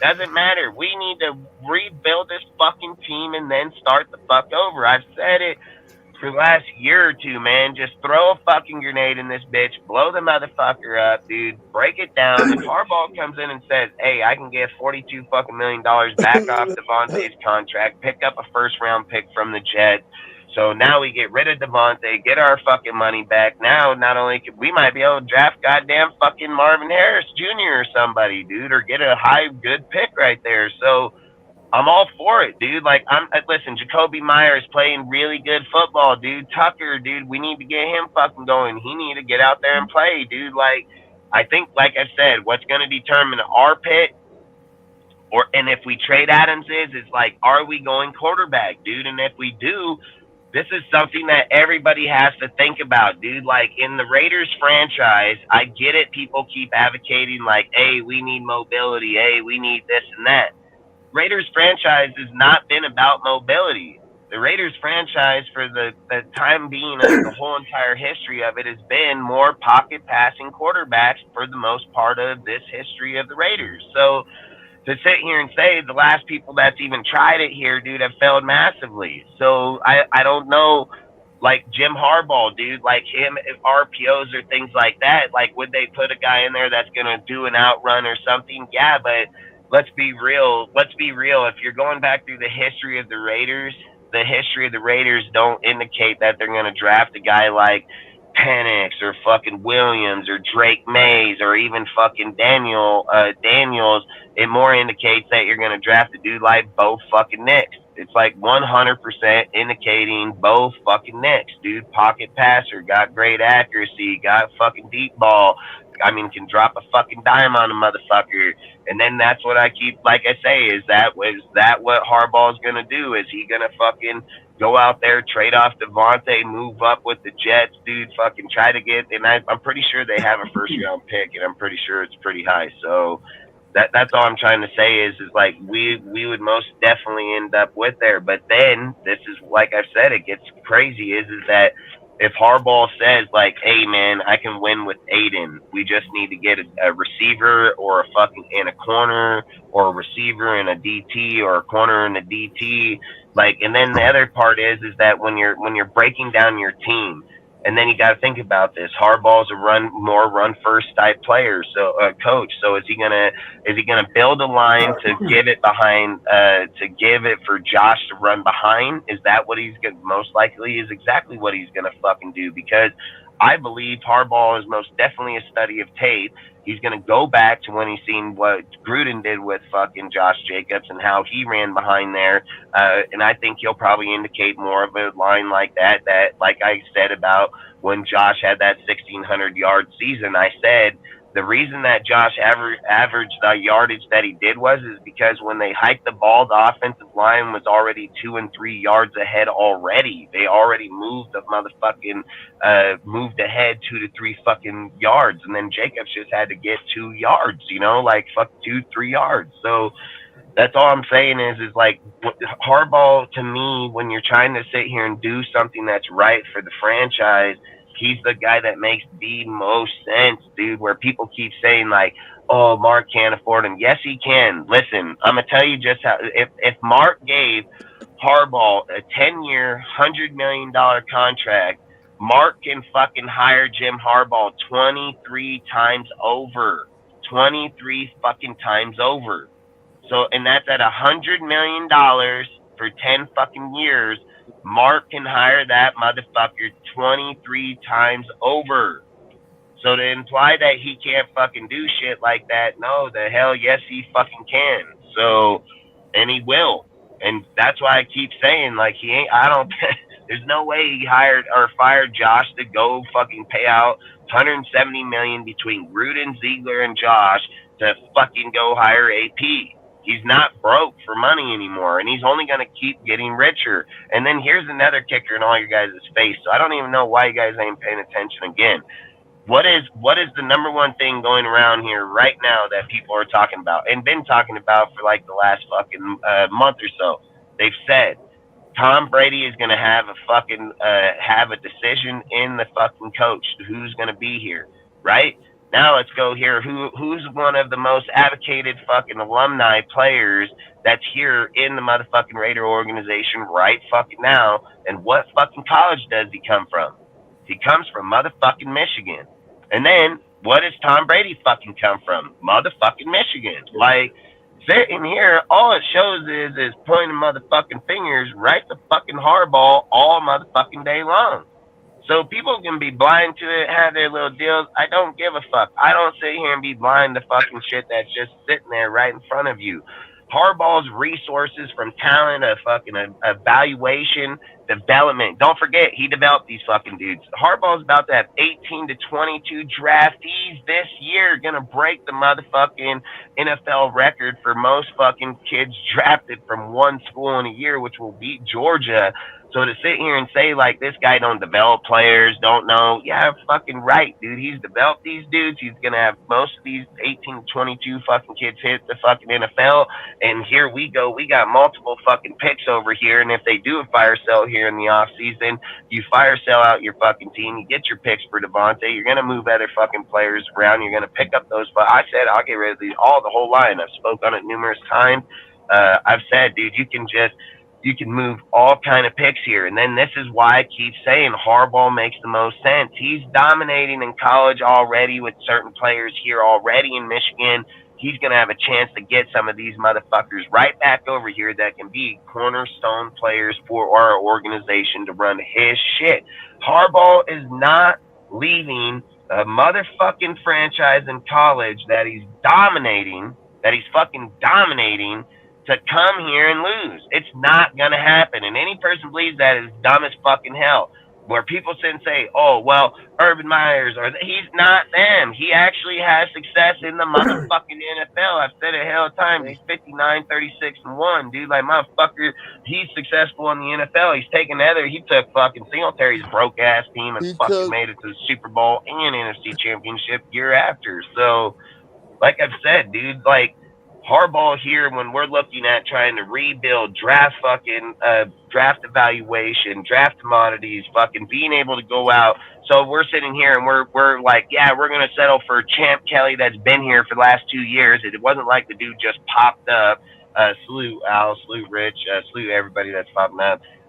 We're sitting here acting like, oh, these dudes just shipped in off the fucking boat fresh. These are all their new ideas. No, these bitches been here the whole fucking time. Like, they are just as much as the problem. Nothing's changed. I've said it the whole entire time. Nothing has fucking changed, dude. That Giants game, it was just a change of tempo, dude. Giants suck. We got good in there, dude. That's that. But after that, ain't done shit. Ain't done a motherfucking thing. So, got a quarterback that's played fucking 6 games, got 4 touchdowns, dude. Like, nah, that's not talking about winning. The offense is probably one of the best fucking offenses out. If Carr had that offense, he'd be slaying it, bro. So, to sit here and advocate, oh, it's this and that. No, it's not. It's the fucking quarterback. The end, dude. Like, the fucking end. So it doesn't matter if Aiden's there. It doesn't matter if them. Like I said, if Bo can't get down into the end zone, dude, more than one time a game, dude, like, I can't believe that we're sitting here saying that at the end of the year, we as Raider fans would be like, we would want Champ Kelly, we want AP, and we want fucking Patrick Graham, and I'm sitting here thinking like, what the fuck? What the fuck are you even smoking? When I'm like, bro, you're gonna have fucking Dobbs, you're gonna have fucking Hobbs, and you're gonna have probably fucking Vic Fangio, and you're telling me you want those motherfuckers? Like, you're crazy. You're fucking crazy. Oh, hey, listen, I get it. Give a guy a chance, dude, but motherfucker, you better go do the job to get the chance first. Like I said, if we just went with Josh McDaniels the rest of the year and fired him, where in the fuck would these guys even be considered? They wouldn't. They wouldn't. There's only one fucking guy on that squad that'd be considered head coach, and it would be Patrick fucking Graham. Done. You know, that's it. So to sit here and be delusional and fucking say, well, he's learning. Hey, he needs to go learn on someone else's spot, dude. When he gets fucking better, quit there and come back. You know, like, fuck that shit. Fucking learning. What are you gonna say next year when he's losing? Oh, he's fucking learning still? Fuck no, I'm cool with that shit. Listen, if Harbaugh comes in this motherfucker, he ain't learning. He building. He building. He ain't fucking learning. He building. He like, already know his team shit. Already know these guys dick ride certain fucking players' names. So we're just gonna get rid of that shit. He's gonna fucking break this bitch down. He's gonna be like, you ain't fucking work because you can't fucking cover, you can't play, you can't tackle. You've been here for fucking 5 years. You haven't done shit. I heard about you from fucking Gruden when I was telling about putting those cameras from the fucking, like we use in college on the field so you can watch these players like your dumbass. He already knows. He already knows. He has a relationship with John fucking Gruden. He has a relationship with the history of the Raiders. He fucking knows. He ain't gonna be here fucking gal, hey, what do you think? Oh, fuck no. They're gonna come sit down at the fuck table. Him and Dorsey are gonna be like, all right, what contracts can we walk the fuck off this bitch so that we can get some fucking money back? What players can we put up till this fucking point where we can move them, and if it doesn't, we cut them so we get our money? Like, that's what he's gonna do, and that's what we need to do. That's exactly what we fucking need to do. Look, Jacoby Myers is a good fucking player. Does Adams make him a better player? Yeah, but just go get another player that's good like Jacoby, put him on. They're going to make each other better. It's not about one or not or the other. It's about having a quarterback that can distribute the ball. Listen, if Jacoby Myers was here and Devontae Adams wasn't, and he had fucking Tucker on one side and Adams and Jacoby on the other, and we were talking about Derek Carr being the quarterback, boom, they're both going to ball out. So I'm not going to sit here and listen, well, oh, he's only good because of Devontae. Bullshit. Bull fucking shit. If the right quarterback's sitting back there, he's going to make them both fucking good regardless of how good a motherfucker want to label him, because Carr's done it for 9 years for the motherfucking Raiders. So I'm not going to listen to that bullshit about, oh, it's because of Devontae. No, fuck, it ain't because of Devontae. Sometimes certain people just gel well with people. People ask me in the preseason about Hunter. And what did I say about it? Let's go back, rewind. Let's get the clips, go back there. And I said, hey, Jimmy might not gel with Hunter. He's not Derek Carr.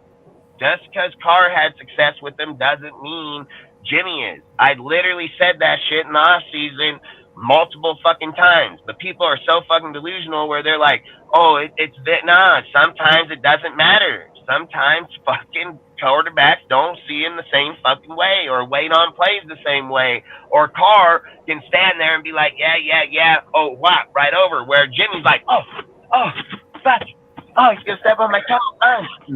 You know, like, you can't fucking do shit like that. I don't give a fuck what people want to talk on Carr or not. Carr waited right there to the very end and just right over the top, right over to the motherfucker while he ran pro. Oh, what? Oh, bam, right to him.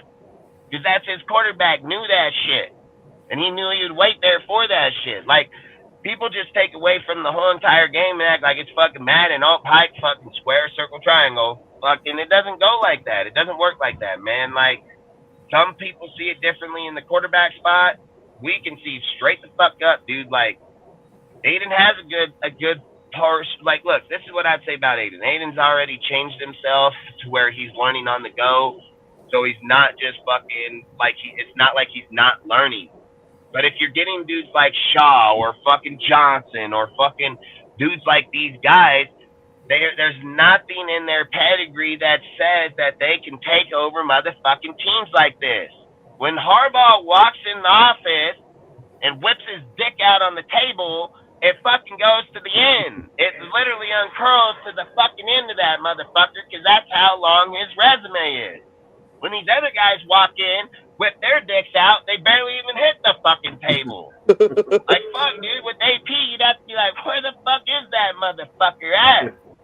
Like, you can't just go by how the history of the NFL was created to begin with. Like, yes, people are going to get their chances. Yes, people are going to fucking come out and take off right away.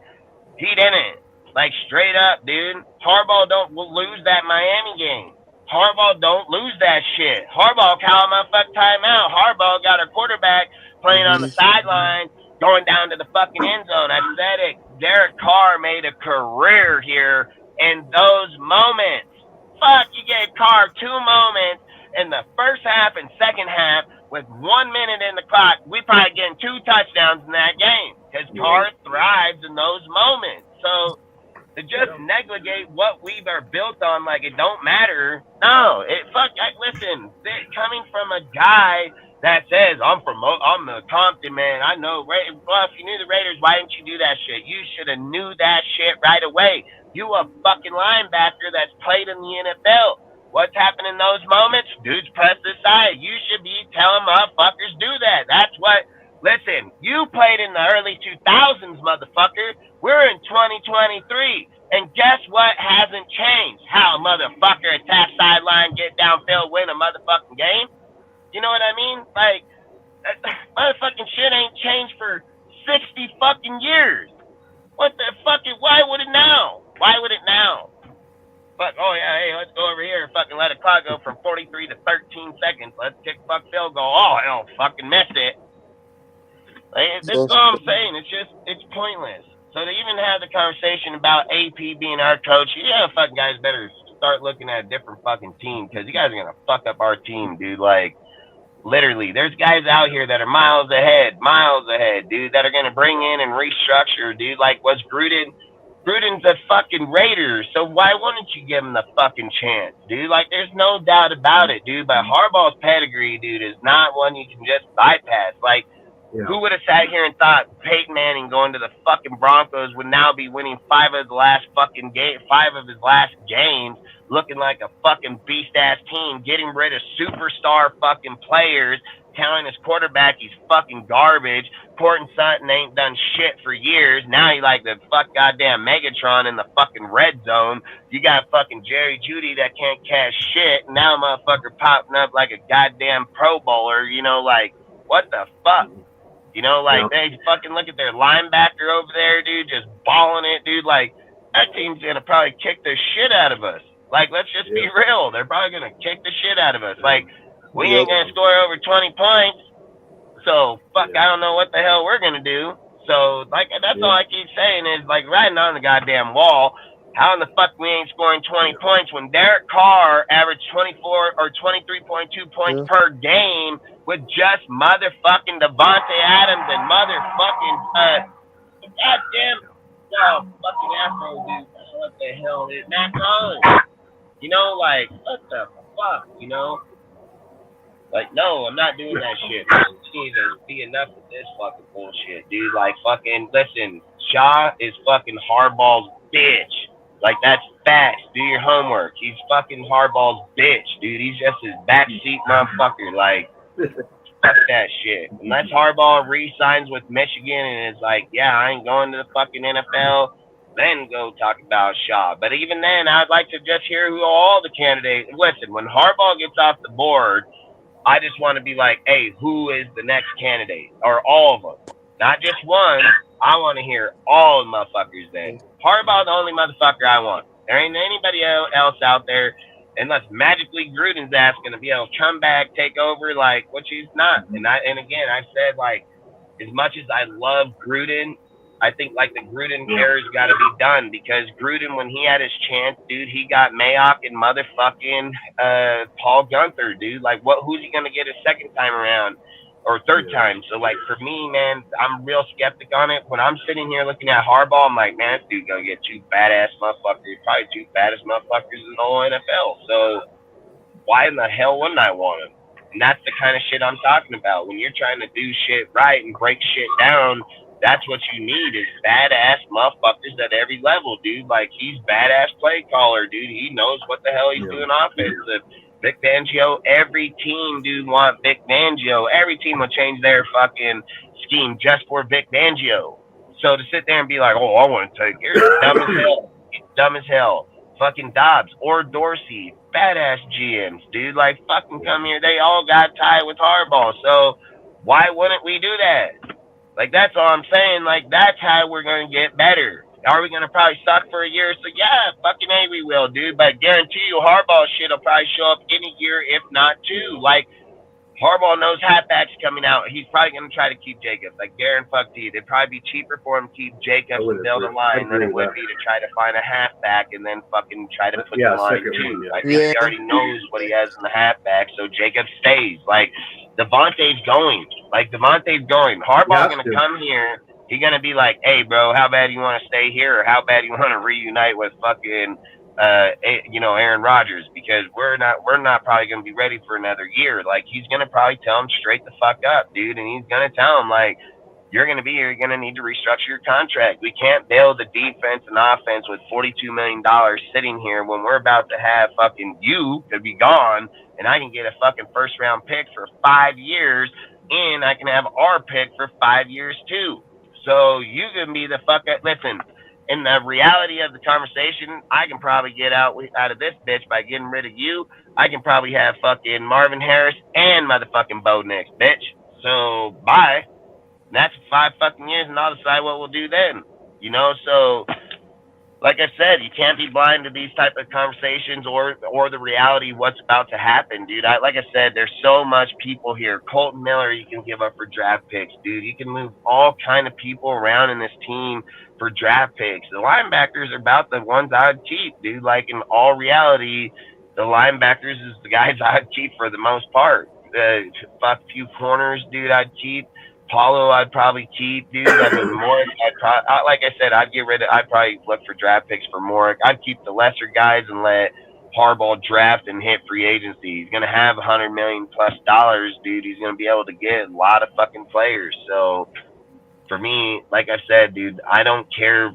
Listen, people are going to talk about Shaw. They don't know shit about that guy. So they're just going to talk about him because motherfuckers brought him up. That's facts, dude. I literally was on the phone just last night and the night before talking with Max's brother-in-law, literally telling him, like, watch, dude, all these motherfuckers are going to start talking about it. And sure enough, he messaged today. He's like, bro, they fucking do. Yeah, because I know these fucking guys, dude. Like, that's how they all work, dude. Like, you can't just keep throwing out. You need to make the community and our team better. You can't just keep throwing out guys and saying, well, these are these options. These options are not qualified for this fucking team. I don't give a fuck. I keep saying it. John Gruden was not in the NFL for 15 fucking years. He was in a booth. He talked inside a deal. He didn't fucking coach any fucking team. It's not coincidence that he sits out for 15 years, comes back in the NFL with the exact same playbook that he had 15 years ago, and still beats fucking teams' ass right now. That shit works. It works for the Raiders. He knows what it takes to be a fucking Raider. That shit matters, dude. And if people don't see that shit, they're never gonna fix this fucking team. They can keep saying, "Oh, that no, it's not. No, it's not. It's not a coincidence that motherfucker did it after 15 fucking years sitting out, and then in his 4th year was about the empire, motherfuckers. Period. No, man. No, people need to quit being blind to fucking to the way our history's made, dude. Like Harbaugh knows what it's gonna take. Harbaugh knows, hey, I know how to build a fucking team that'll run down your fucking throat. Go back and watch the Niners. I did it right over there just a few years back.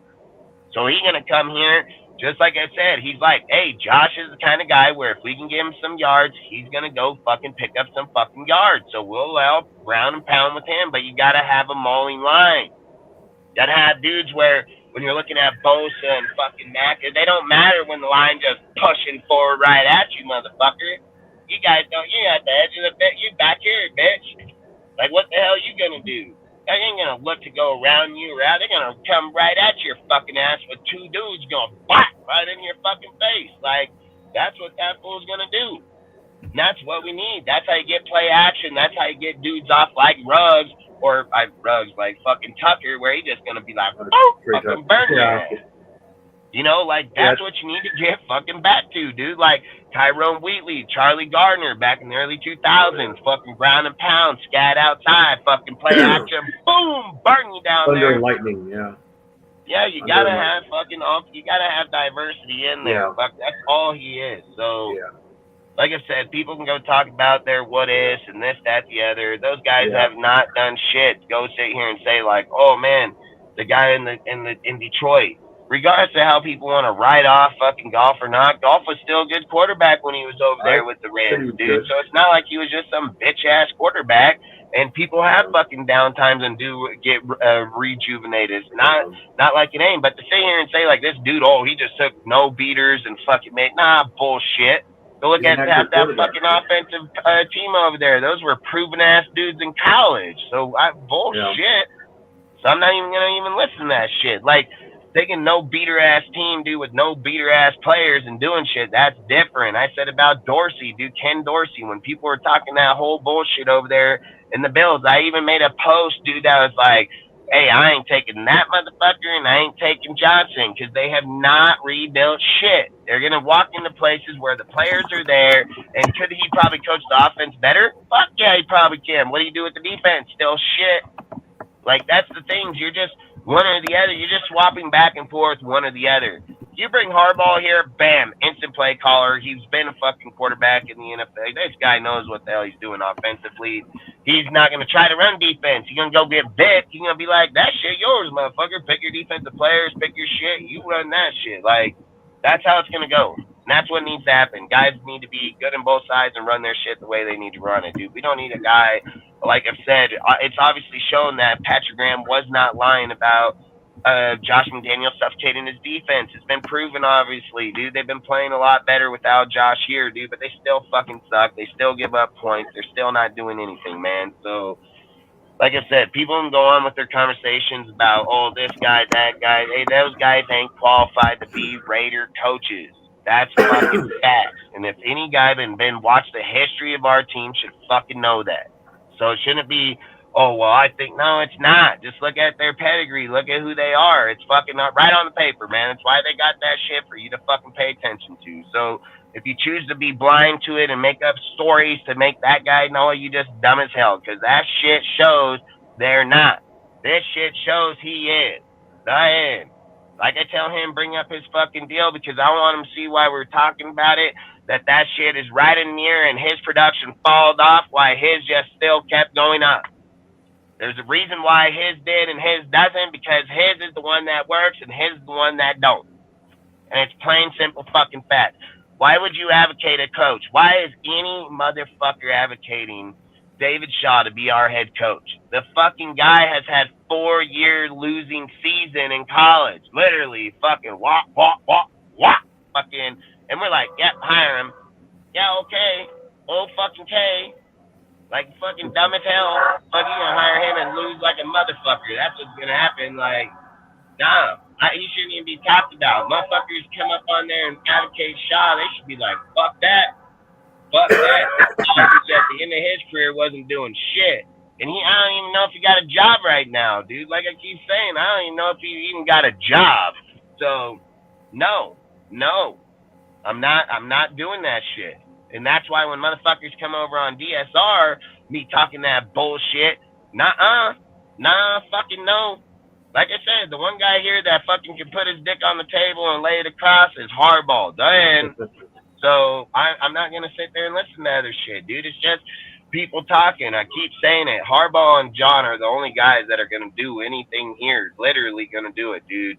Sit here and say AP, oh he's trying, or fuck that. Go try in the fucking college. Go try in Pee Wee leagues, dude. Like go in the G League. Go somewhere else and try there first.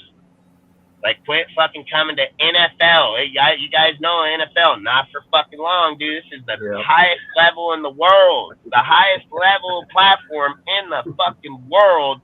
And we're talking about, let them try. Fuck that. Fuck that. You think that's what all these other billion-dollar corporations are saying? Like, let them fucking try? No. Even that motherfucker in the Panthers, dude, he is like, bitch, you want to get the fuck up out of here. Like, fuck, what the hell you mean fucking let you try, dude? Like, he ain't gonna fucking let you try for 3 years with nothing. Like, hell no, man. Like, nah. No, I'm cool, man. I'm cool with that. Like I said, I'm gonna advocate Harbaugh the whole time. I don't give a fuck what anybody says. I don't care how they feel, how they want to get in their feelings or try to tell me. I don't care. I don't do that. I say just get your fucking facts, bring them out there and tell and debate the way that it is. It ain't. There's nothing that's advocating Shaw better than Harbaugh in any way, shape, or motherfucking form. Actually, advocate that he's worse. He's probably worse than goddamn what's going on right now. So again, I wouldn't even go that route. And then to have other YouTubers even talk about like, oh yeah, we would take him. That's crazy. That's crazy as hell. I want to hire that motherfucker, save my life, dude. Like, and I ain't hiring AP. Sure the fuck ain't hiring fucking Bo Hardegree. Like, look, I get it. Great story, great people. And like the fucking. So I don't know, man. I don't want to. I hate having that fucking. We need guys that need to be qualified to be here going forward, and that's why I'm gonna say I'm gonna keep saying it, and I'm gonna keep saying it until the day that Harbaugh either signs that contract with Michigan or Harbaugh says, hey, I'm a motherfucking Raiders. So, like I said, I'm not going to advocate any other person. I'm not advocate any other people. Those are my people done. Like, and I'm not changing. I don't give a fuck. Because I've said it. You look at his pedigree, his shit, baller. His shit, baller. And then and his transition and his bloodline and his resources from the Ravens, his brother, his dad, fucking no, hell no. Nope.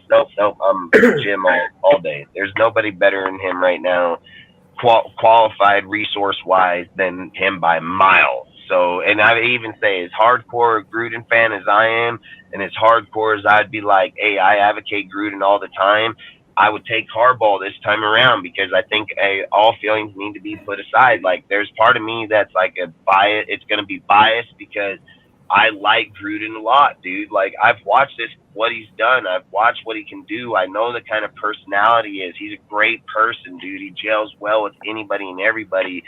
I love Gruden. I think he's a fucking great fucking dude, but I also love the meanness in him. I love like he's that fucking like your fucking grandfather, dad type dude where he's like, hey, I'll be nice fuck, but I'll also fucking whip your ass, you know? So like you need a guy that knows like, hey, you may be a man, but I'm a fucking man too, and I will whoop your ass, you know? Like that's the kind of shit where I think sometimes where players get put in check where they know like, hey, bro, I got to step back for a second, you know? So salute, Dark. Appreciate you, bro. Fucking, but that's why I just say like enough is enough. At the end of the day, as much as I would love to have Gruden back, dude, like the right thing would be is to put Harbaugh there. And that's just facts because Harbaugh come in with no bias, no nothing. He's just going to look at the team for what it is. He'll break it down. He'll get the draft picks. He'll break the contracts down. Dobbs will break it all up real fast, dude.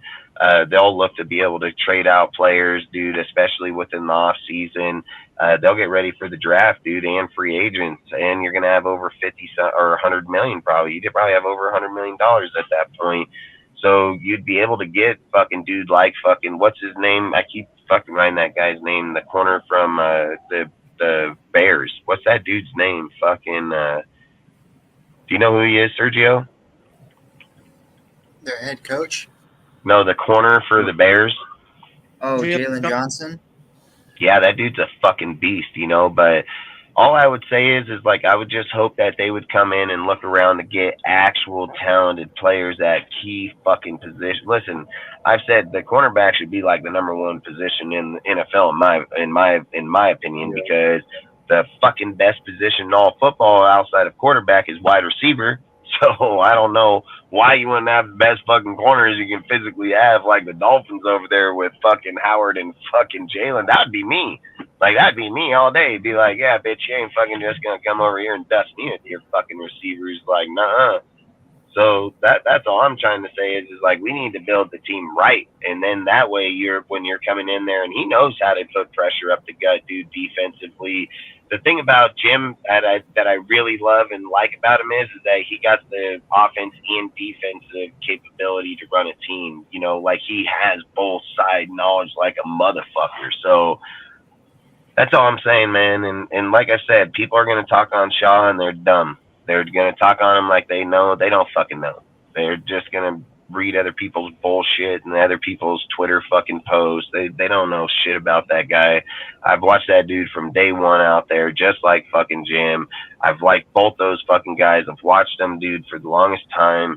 It's like I said, you can't take one guy's success and apply it to another, dude. We're not going to do that shit again. Like, we're not going to Gus Bradley this, or Paul Gunther this motherfucker, where we're like, yeah, but he was his product. Nah, hell no. Nuh-uh. So I've said, I think once Harbaugh gets taken off the board, I think you got to take a strong look at every candidate, not just a Shaw, you got to look at every guy and then be like, okay, fucking at this point, like if we're keeping the offense in line, we need to get a motherfucking defensive coach that can build the defense, like straight the fuck up, and then just get an offensive coordinator that can call the offense here. You know, like there's teams that's done that already. I mean, we got to address the weakest problem part in our team and then fucking get that kind of coach, I would say. Like defense, 100%, because our defense has been trash for years. So, and if you have the offense we have right now for the next few years, I think if you just get a good play caller, he's going to go and win. And then if you get him a quarterback, he's going to most definitely be able to win. I mean, and that's even if Adam stays here for the next few years. So I don't know. I didn't want to go rant, but I wanted to rant because I see and hear what people write or say, and I knew this Shaw bullshit is going to come out, and people are going to keep talking about it. And I've said, watch how many motherfuckers are going to talk about, oh yeah, Shaw with Harbaugh now. Watch. I guarantee you'll start hearing motherfuckers say what I just brought up, dude, because look, being knowledge is knowledge, and my knowledge is anybody's knowledge, right? Like I said, if I hear something from somebody, shit, that's knowledge to me too. So I'm not gonna sit here and say if somebody hears something here and uses it, fine, use it. That's what it's for. But I've always said, dude, if people are sitting here talking about, oh, I'm a diehard Raider fan, blah blah. Sometimes you just need to be an NFL fan first. You need to be NFL knowledge first, and the diehard Raider part is that's our team, like. But we still need to be knowledge on the motherfucking sport. That's the most key fucking part of the whole entire thing of being a diehard fan. If you're a diehard fan and you don't just sit in the fucking stands, bro, there's nothing wrong with that. But to sit there and be like, I'm a diehard fan and act like they know the fucking sport too, there's a big problem there. There's a big fucking problem there. And I keep hearing these guys, dude, that'll keep talking about shit on certain channels or certain deals, and they'll bring up, oh, I fucking know. No, you don't. No, you about the farthest motherfucker from knowing. And sometimes it's even more funny to hear motherfuckers talk about it just to show the lack of knowledge they have about who the fuck they're talking about.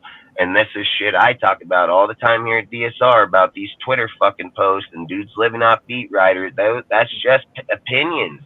It's no different than me, Sergio, Rudy, or fucking Remix, or fucking any motherfucker in this chat. It's just a motherfucker's opinion. Open up a Twitter post and fucking post that bitch, and your opinion matters. That's no fucking different. Just because you got fucking 5,000 dudes that follow you or not doesn't mean the opinion's valid. Doesn't mean that, dude. Like, just because that guy got those people, listen, you can buy them these days. You can buy bots and have them fucking troll or not. Yeah. I've said too many guys put out too much disinformation on shit because they need clicks, they need views, they need conversation. Just talk about it what it is, dude. More people like the negativity than the positivity, dude. Then they're gonna, oh, this guy over that. Oh, it's fucking AP. Oh, why didn't people bring up Shaw a few weeks back? Oh yeah, I know why. Because they were like, oh, we're AP, we're riding APD, Compton, bro, blah blah blah. Now you get the loss. Now it's like, oh, let's sneak in a head coach. Oh, head coach candidate. Right here, fucking Shaw. Bitch, what the fuck what the hell you mean? Go get our losses like that, and you're gonna throw out fucking David Shaw? What the hell? You know, fucking might as well throw out AP. You know, like that's the kind of shit I'm just not getting. So, like I said, man, take it for whatever you guys fucking want, but I have always said, you got a fucking cell phone. Do your damn research on the players, your teams, you know. Don't just fucking listen to people on their bullshit, dude. So, like I've said, there's guys that are going to be up-and-coming coaches. There's no debating that, but there's nobody that knows who they're going to be. Every single time a coach fucking comes from a team that's offensive coordinator, defensive coordinator, and he played under a certain coach, you're just taking a risk. And sometimes, look, dude, 9 out of 10, it doesn't fucking work. But that one time, it may fucking work, dude. So to sit here and imply, like, listen, we've done that over and over and over and over and over and over and over and got nowhere. So enough is enough, man. It's enough. Like, literally got to be enough, dude. Like, you can't do that. It's like when your kid walks by the candy store and is like, Dad, I want that. And you're like, no. And they're like, no, Dad, I want it. And you're like, no, motherfucker, I said no, let's go.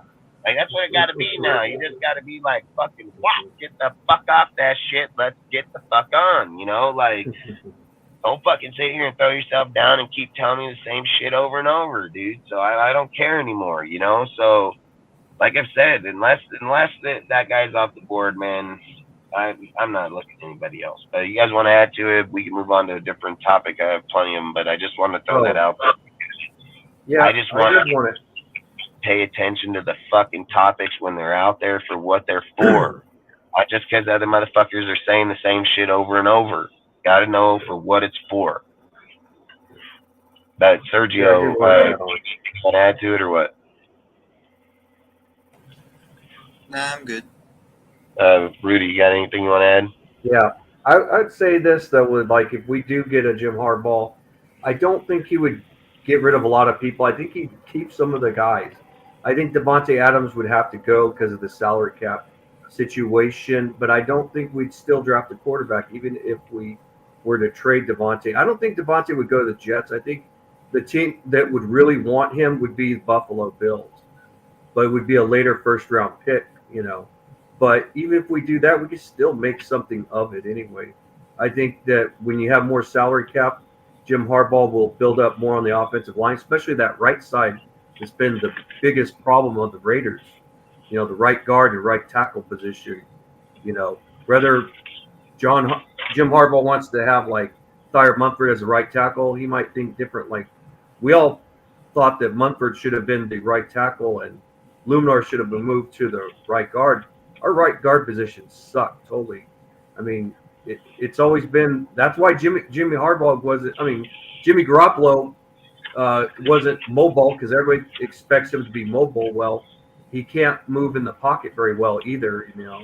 And he was very brittle. I said he was the worst pick, and you know, I think that line could be improved. And I do think that Jim Harbaugh will bring that play action. He'll probably have a lot of razzle dazzle plays. I think you could see a few more of those. What are those plays called where the quarterback gets the ball back from the flea flicker? You know, a little more flea flicker plays will be there too. RPO plays, things of those factors. I mean, Jim Harbaugh puts up big points in college, so it's not like the guy don't fucking score points as a coach, you know. And that's why I just say, man. Like for me, I just think you can't keep listening to people keep coming up with ideas, this, that, you know, ideas are great ideas, but when you're looking at ways like, so look at, this is something else I would have to say and why I feel like, and why I feel like this, right? look how many coaches tried to make the transition from college in just the last few years, right? You have a lot of coaches that try to make the transition from defensive coordinator, offensive coordinators, and they're trying to make it to head coaches, and they get to head coach and they suck fucking dick. They just fall right off the face of the earth, and they're right back in college a few years later and have nothing, right? Then you sit here and say, hey man, fucking, you go next few years and fucking guy goes into that spot, don't get nothing. Let's go to Baltimore now, where people sit here and say resources don't fucking matter, right? People keep saying, oh, fuck, anybody can do, anybody. Nah, bullshit. Bull fucking shit. Baltimore show you right now, give up 20-year play caller, dude, for their fucking defensive play caller. Give them up. Motherfucker ain't coaching there no more. What did they do? Go to college, get a defensive play caller, bring him there, and dominate again. No, man, these guys got resources. They know who the fucking go get. They know the transitions, the people that they get. That shit matters. And if people don't pay attention to that shit, we're just going to always keep being in the back. And people can be negligent to all fucking, just because some dude want to keep spilling bullshit, don't make it right. You know, like, that's why I just say these dudes' resources are for fucking real. And if you ain't paying attention to the whole NFL, you wouldn't notice that type of shit going on right in front of your fucking face. People are just too blind because they say, oh, I'm a Raider fucking fan, and that's all they look at, the fucking Raiders. Well, you're blind as fucking dumb. So that's your fucking problem. You don't know shit about what's going on in the NFL. You barely even know shit about your own fucking team, and that's the one damn thing you focus on, and you still don't know shit about it. I don't fuck go out here, focus on 31 other fucking teams and my motherfucking team, and still know just as much as every fucking one. So that's all I just keep saying. These guys are just spewing bullshit. You guys can go listen to it, keep listening, and don't fucking, it doesn't matter. It's not going to matter. I keep saying it. At the end of the day, I mean, what's AP? AP can just go out here, lose every job or every game, and now he's just going to be the head coach still? And dudes are going to still behind that? No. You'd be dumb as hell. Oh, if he gets his staff. What the fuck you mean? All these guys came together. The fuck you mean? Who the fuck is he gonna get? I keep asking that question 100 times. Who is he gonna go get? He ain't gonna go get shit. It's gonna be Champ motherfucking Kelly who's gonna go get those replacements. That's who's gonna get it. I don't know how you motherfuckers don't see that. The only guy in that bitch in that building and qualified to fill those spots is Champ Kelly. He's the only motherfucker. So to sit and imply, oh, AP's gonna get, no, he's not. That fucking guy wouldn't even know what offensive coordinator fucking get. He don't even know where to start. So I don't know where people keep coming up with this bullshit. Yeah. You know, that's why I keep saying guys don't know what they're fucking talking about half the fucking time. You just listen to dudes talk bullshit. Fucking guy, this guy, what, fucking Herm Edwards? You gonna go get him? You gonna go get Tom Coughlin? Like, who's he getting? You know, like, fuck, dude, you gotta go through the ranks. You gotta know motherfuckers. You gotta go through the process. That's how you get resources. Learn from people. Move from team to team. Fucking start, oh, this guy here, that guy there. Just like Gruden, Sean Payton, fucking Andy Reid, Holmgren, every goddamn guy. Kyle Shanahan, fucking McVay, every motherfucker doing fucking Mike McDaniels, fucking goofy over there. He been like fucking 20 teams. You know, I mean, goddamn, sit here and fucking just think like, oh, this motherfucker, he come over here, go either backup goddamn assistant coach for college. He just, jump right to the Raiders. That's how poor our standards are, I guess. Our standards so goddamn fucking poor that we just put whoever the fucking want the job, just give them the fucking job. Hey, just say you're from Compton, bro, and drive a fucking 64, bro. You're good to go. Like, fuck that shit. Ride a bicycle, motherfucker. I don't give a fuck. Walk. I can care less. Win, bitch. That's what I want. I want a good fucking team. I want to know when we go out and fucking fight motherfuckers and we got 14 points that we're going to look at them the whole game and be like, yeah, bitch, what are you going to do about it? Not fucking go 14 points and be like, yeah, they told him that. Look, that's probably what they did. They probably pulled what they did with fucking Gus Bradley and then went out on the fucking circle or on the Chiefs fucking emblem and fucking talk shit. And they probably talked that shit out there like, oh yeah, bitch. Oh yeah, 14-0. Yeah, you probably fucking poked the bear, motherfucker, because he 31 fucking 3'd you. See, 31 points on your ass. You got 3 motherfucking points. Yep, great fun talk. Great talk. Big old motherfucker now. Oh, big boy. Yeah, you got your ass beat. That's why you got bench, motherfucker, because you pussy. I mean, so I say, man, you can't go out there and do that shit, man. Our division's about to get hard as fuck, dude. Like, let's just be real. Peyton making them Broncos gonna look nasty, bro. They're gonna be nasty. Then who's gonna be the head coach of them fucking Chargers? If any guy delusional as hell that don't think that if Staley gets out of the head coaching job and any coach that knows how to coach get that job, they're gonna win. They're gonna win, man.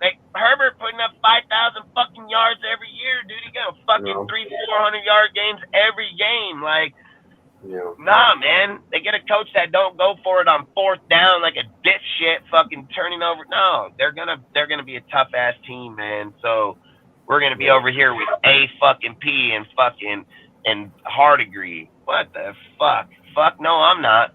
Fuck no. Hell, fuck no. I know when I'm playing Madden and I look at shit, motherfucker got 99.99. I want 99.99.99. I don't want you 99.99. I got like fuck 82. Nah, bitch. Nah. Hell, fuck you and your 82. I get your 99. Like, nah. Fuck that. Motherfucking most 2 crucial points. Oh, the head coach and the quarterback. Fuck yeah. Nah. Not me, bud. So, like I said, man, you can look up your shit. You guys can be dumb as hell you want. You can dick ride AP all you fucking want. That dude is not head coach material. He can come back in fucking 10 years. He's 40 fucking something year. Come back when he's 50. Get a little bit more knowledge, man. Fucking come back, dude. But no, nuh-uh. Fuck that. So, long story short, we move on. Remix, unless you have anything you want to add on it. But we can move on, actually, to your topic. About holes to fill in the off-season, free agent, and draft. Can I say something about the last question, though? Yeah, no. That's what I say. You can finish it off, but when we start in the next, that's the topic we'll start on. Oh, I mean, you pretty much said that in mind. How some people have, not to sound like salty, but like I've had people insult me saying that I'm not all the way there just because I want Harbaugh, which I think it's ridiculous how people don't see him as a qualified coach for a team, and they see AP, who has no prior NFL experience, to be better qualified than him. That's just stupid. And touching up on another topic regarding Devontae, I kind of agree. Although he is one of the best wide receivers in the game right now, the cap salary that he has, it's way too much. It could be money that he put to so many positions in the team to make us stronger. I mean, for example, I think next year's free agency wide receiver is like super crazy. I think it's Mike Evans, T. Higgins, Tyler Boyd, Marquise Brown, Calvin Ridley, Michael Pittman Jr., Kendrick Bourne, Darnell Mooney, Odell Beckham, and Curtis Samuel. Like, all those guys could be a wide receiver 1 for such a cheaper, contract. And, that could be money that could be put elsewhere. So that's all I got to say.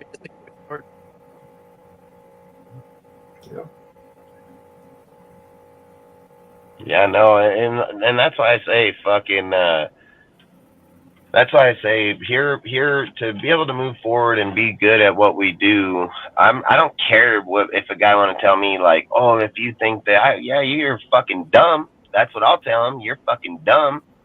Like, that's the thing about here at DSR. I've always said it right on this motherfucker. I don't care about a guy's feelings. If they want to come here with a fucking logical debate, with information, something that's going to help the nation, help our fan base, help what we're doing here, fucking bring it. But if you're just bringing some bullshit that I've heard fucking 90 other fucking people say, but they can't say nothing else outside of that, I've said it. Why is it every single time these guys think they're so passionate about the team or so passionate about what we're doing, but the motherfuckers, when they go to debate it or talk about it, their sentence is 3 fucking minutes. And then when someone engages it, it's over. When somebody comes in the conversation, when I'm talking about, I'll talk on it for fucking 10 minutes, 2 hours.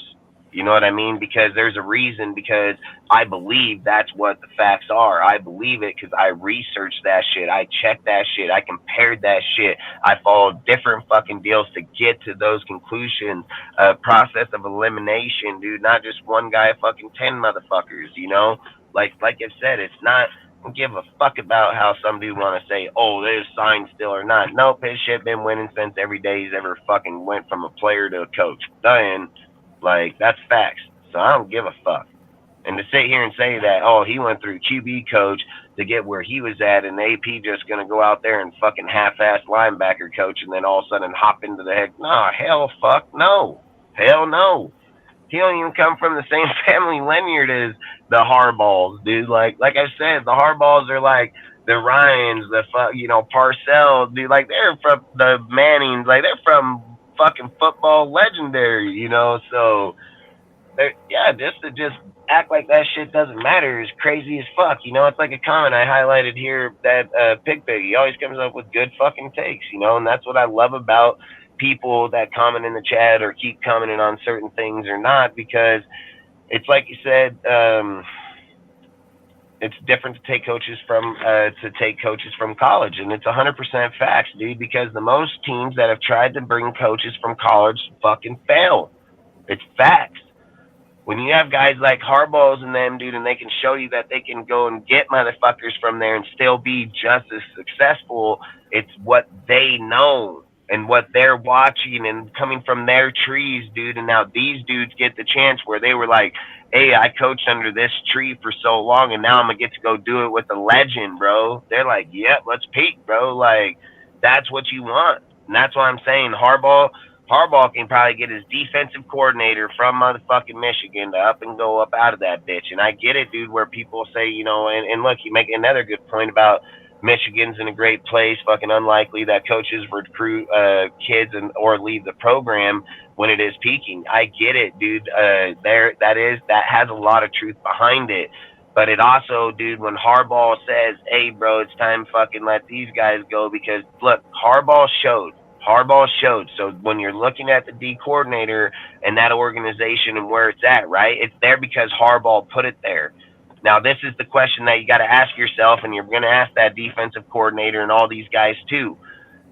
How long is that fucking organization going to be successful with my players and my program when I'm not here? Are you going to get 3 years like fucking David Shaw got, and then you guys are all fucking plummeting and ain't doing shit? Or are you going to get 1 year? You're going to get 5 years? That you don't know the answer to that. The thing is that if you uproot right now and go with me over to the Raiders, man, we rebuild that shit. You might have 10 years as one of the best defensive coordinators in all football, period. Like, big difference. Big fucking difference, man. Like I said, they showed that they didn't even need Harbaugh to be there to beat OSU, one of the second best team in all college, dude, and fucking Harbaugh's already got the team in play.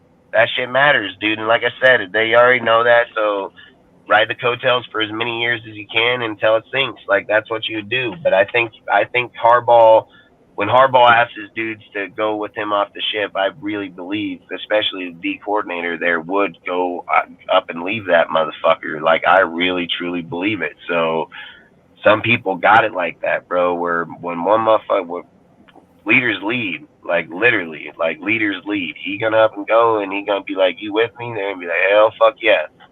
Like, they know where their success is coming from, dude, because they're there every fucking day. So, just like I said, if you put the option out there, man, that you're only going to be good for as long 2-3 years, man, your choice. So, I think at the end of the day, Harbaugh has that pull, man, and that's what people are not understanding. He is not an ordinary coach, dude. He is not no fucking slouch. He is not no fucking bum, dude. Like, he is the farthest thing from that shit, dude. And people can hate or talk or this and that. He's a motherfucking Raider, bro. Like, that's where he literally broke his teeth and was with us and Al motherfucking Davis. So he didn't do it with Mark. He didn't do it no. He did it with Al fucking Davis. So, like I said, I'm a huge fan of the dude. I've been a huge fan of him, man. And biased or not, dude, he's 1,000% the best candidate for that spot. I don't give a fuck. Tell someone else can prove, and then there ain't no fucking Ben Johnson fucking name, or what fucking Ben Beanie, whatever. I can never say his fucking name over there for the Redskins. No, No, need a guy that can come in here, strip this fucking team down, keep fucking few core, build around the rest, take a year, fucking go out there, battle, show that our team got fucking better, and then finish it off in that second year. Be ready by the fucking beginning of the second or third year. Like, he'll be right there in no time, man. And if not only that, when he gets here, dude, people are gonna be like, hell yeah, I'll go over there to them Raiders, dude. It's like I said, motherfuckers are gonna want to come here from defense, offense. They gravitate, they pull people to here. Who's AP doing it? Everybody you know retired, so he didn't go and play with motherfuckers right now. So I'm just trying to say, man, look at the whole picture. Don't just look at what some motherfucker telling you, you know. So outside of that, we're gonna move on. Remix. We can go with your topic, dude. Like I said, holes to fill in the off season, free agency or draft.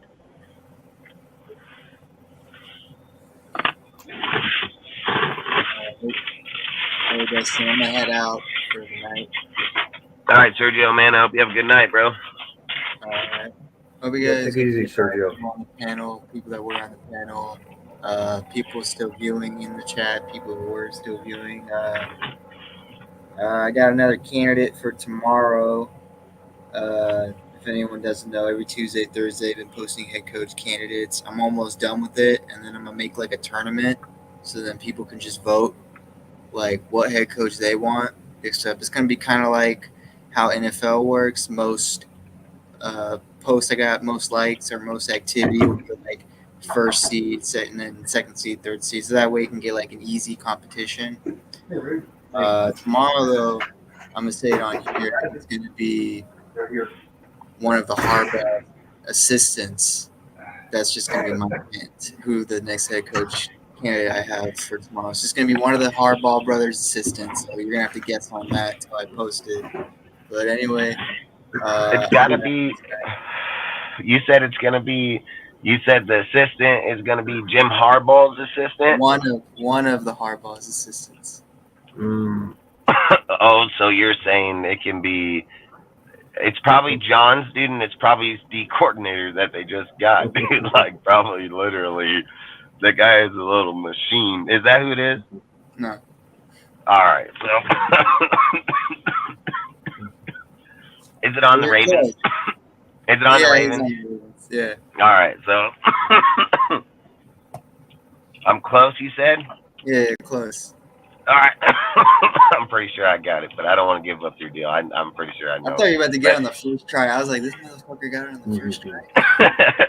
Hey, I ain't gonna lie. He did that guy. If it wasn't him just coming in, I'd be like, hell, this guy is good. But nah, I know who you're talking about. But I won't give away your deal. But fucking now, do you want to stay for this topic or you got to bounce? Yeah, it's getting late for me. All right, dude. Hey, I hope everything's going good in school and your job, bro. Like I say, always feel free to call.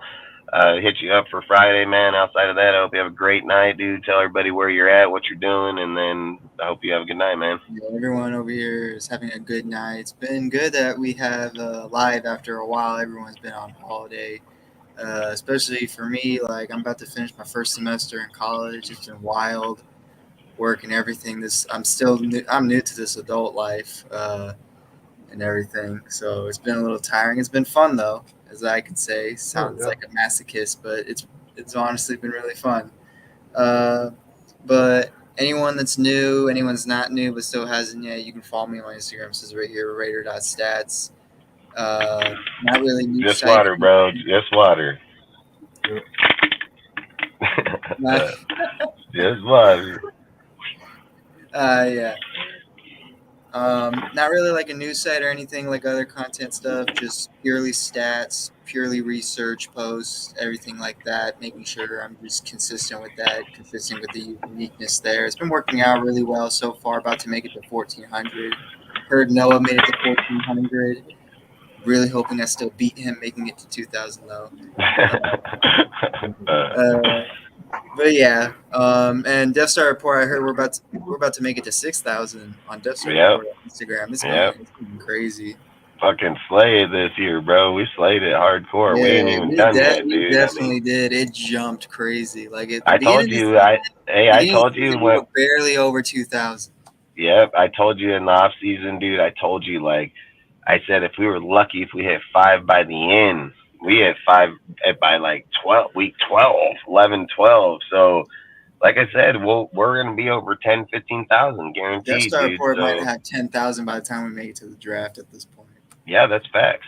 And that's why I just say keep doing the work, keep putting out the information, keep putting out the post, dude. I mean, you look at our fucking YouTube channel, we literally went from 250 people, we're over 300 and what 20 right now, 318 somewhere right in there.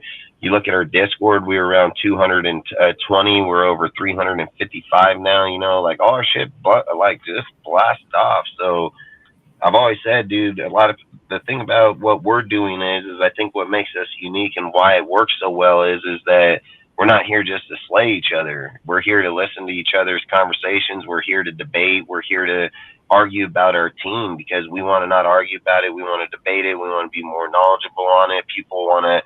More people are gravitating to the platform now because at first they were told the whole time in their mind that it's not right unless we're telling you it's right. That's how people were learning, dude. It's that if we go on our show and we say this is this and you don't agree, you're not part of us. And people were like, oh, fuck that. Hey, I don't want to not be part of you because that's where all you are there. And I think like here, like I said, people can get in their feelings or talk about that. When it comes time to debate, that's all I'm about. I don't give a fuck about your feelings. I don't give a fuck about how you feel, dude, or what you think, or laugh with your friends, or go behind closed doors and talk, dude. Get up on this bitch and talk about our team. That's what you're claiming you're talking about. I do it 3 times a week, 4 times a week for fuck, dude, 2 to fucking 7 hours per show.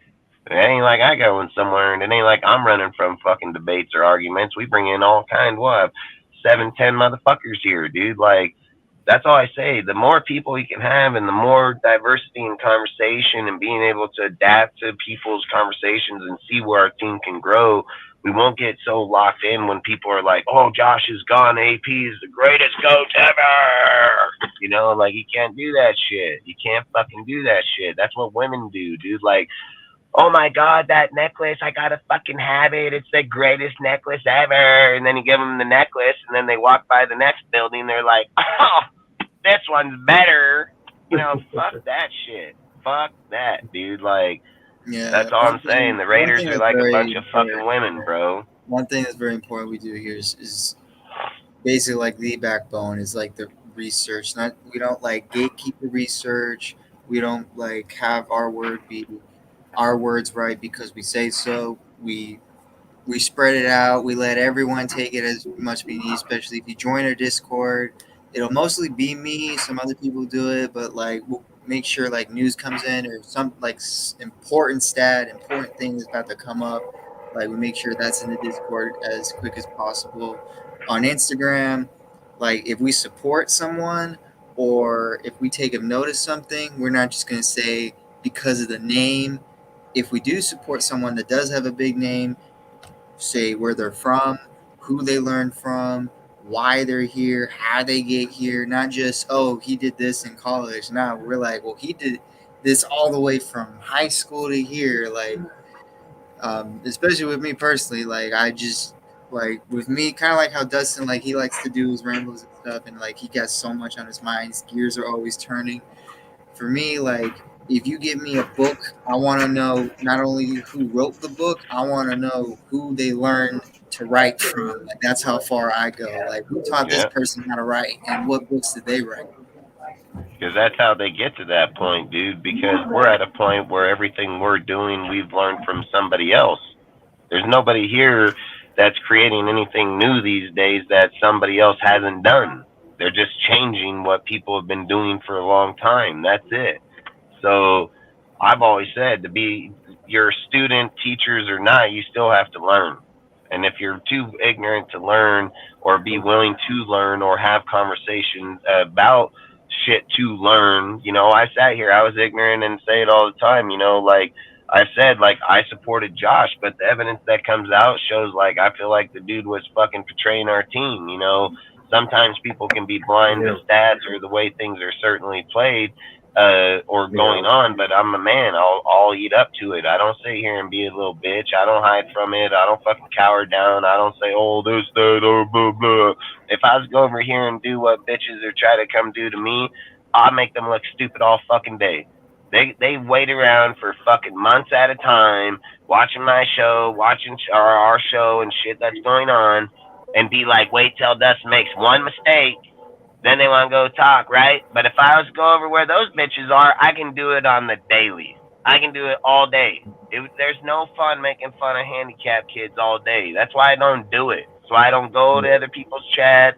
Why I don't go to other people. I can bag on these motherfuckers like if it was a fucking whack-a-mole fucking in a goddamn arcade fucking deal. It's not worth it to me, dude. Yeah. It's not. That's not what I'm here for. I'm here to educate in what we're doing, educate on the fucking subjects at hand, talk about shit that other people don't want to talk about, and that's where we're gonna fucking be, you know. So outside of it, I'm a diehard Raider, dude. Wish that we can win every fucking game, but I ain't blind to it. I said it, dude, since week 2. At week 2 after the Bills game, I said, nope, we're not doing shit. I literally said it on our live.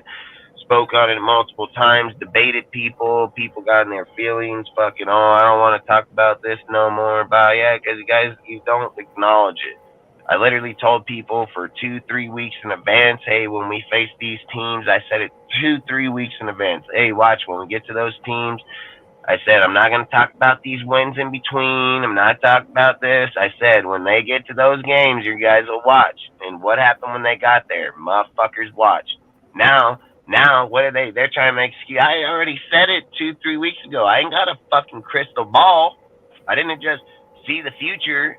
I knew it because I know football. That's why I knew it, because I watched our team. I've been watched their fucking team too. Like, no, I already knew where we were gonna get beat up at. Damn fucking people keep on talking about the Jets. Why you keep talking about the Jets, man? Fucking Zach Wilson trash as fuck. How about you talk about the Jets with Aaron Rodgers there? Like, how about then you talk about those Jets? Because Aaron Rodgers there, even with his fucking gimp-ass fucking ACL, he's still slay your ass. You know what I mean? So to sit and advocate those type of comments, dude, you're just advocating half-ass broke fucking teams and half-ass wins. I don't do that shit. I acknowledge where we're strong, where we're weak, and how we beat them, and who we beat them with. That's what I fucking do. I don't just sit over here and be like, oh, man, we're so great because we beat a broken team. Nuh-uh. I say while I'm watching the game, be sitting right there, and I say, damn, if that was fucking Rodgers, he would have just burned us with Garrett Wilson for fucking 65 yards right there, because he would have dotted him right on the fucking chest over the top of him. Why running? Oh, pink fucking, I'll see you later. Because that's what Rodgers does his whole career. But when you sit there and say, like, oh, fuck, there goes Wilson, not Peters, not anybody on him, and Zach Wilson throws it to the middle of the field where no one's at.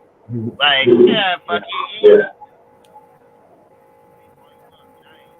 Then I sit there and say, well, if we were to play this team again, we're going to play them in the playoffs, and it ain't going to be Zach, it's going to be Rodgers, and Rodgers going to kick the fuck out of our team because we can't even get over 21 fucking points, and we're not going to stop that motherfucker because you're going to sit back there and still dart bitches all over that field. So, nope.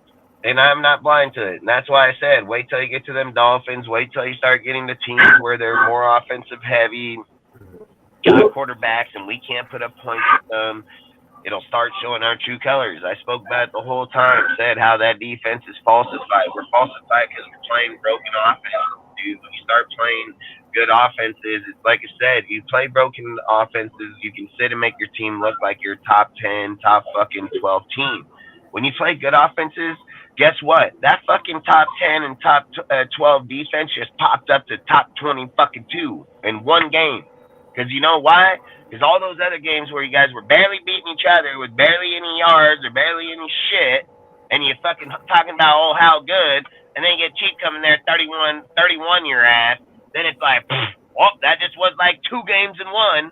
Like literally like 2-3 games in one. Like literally. So no, you can't just do that shit. And it's not coincidence they do that every time. It's not coincidence every time the Raiders play a good team. Guess what happens? Offense beats shit up out of us. Every time. Don't matter who we're playing, they do it every time. So like I said, even in the Dolphins game, dude, the Dolphins have been beating shitty teams. It's not like they're the Dolphins last year. They're the Dolphins this year, dude. They're not beating good fucking teams, dude. We should have won that game. But again, here's a coach done faltered one time in the first half, did the same shit in the second. The exact same shit in the second half. You know, like, you can't just sit here and keep saying, like, oh, yeah, fucking, oh, that's not quite. No, it is exact shit that happened here just the whole last year.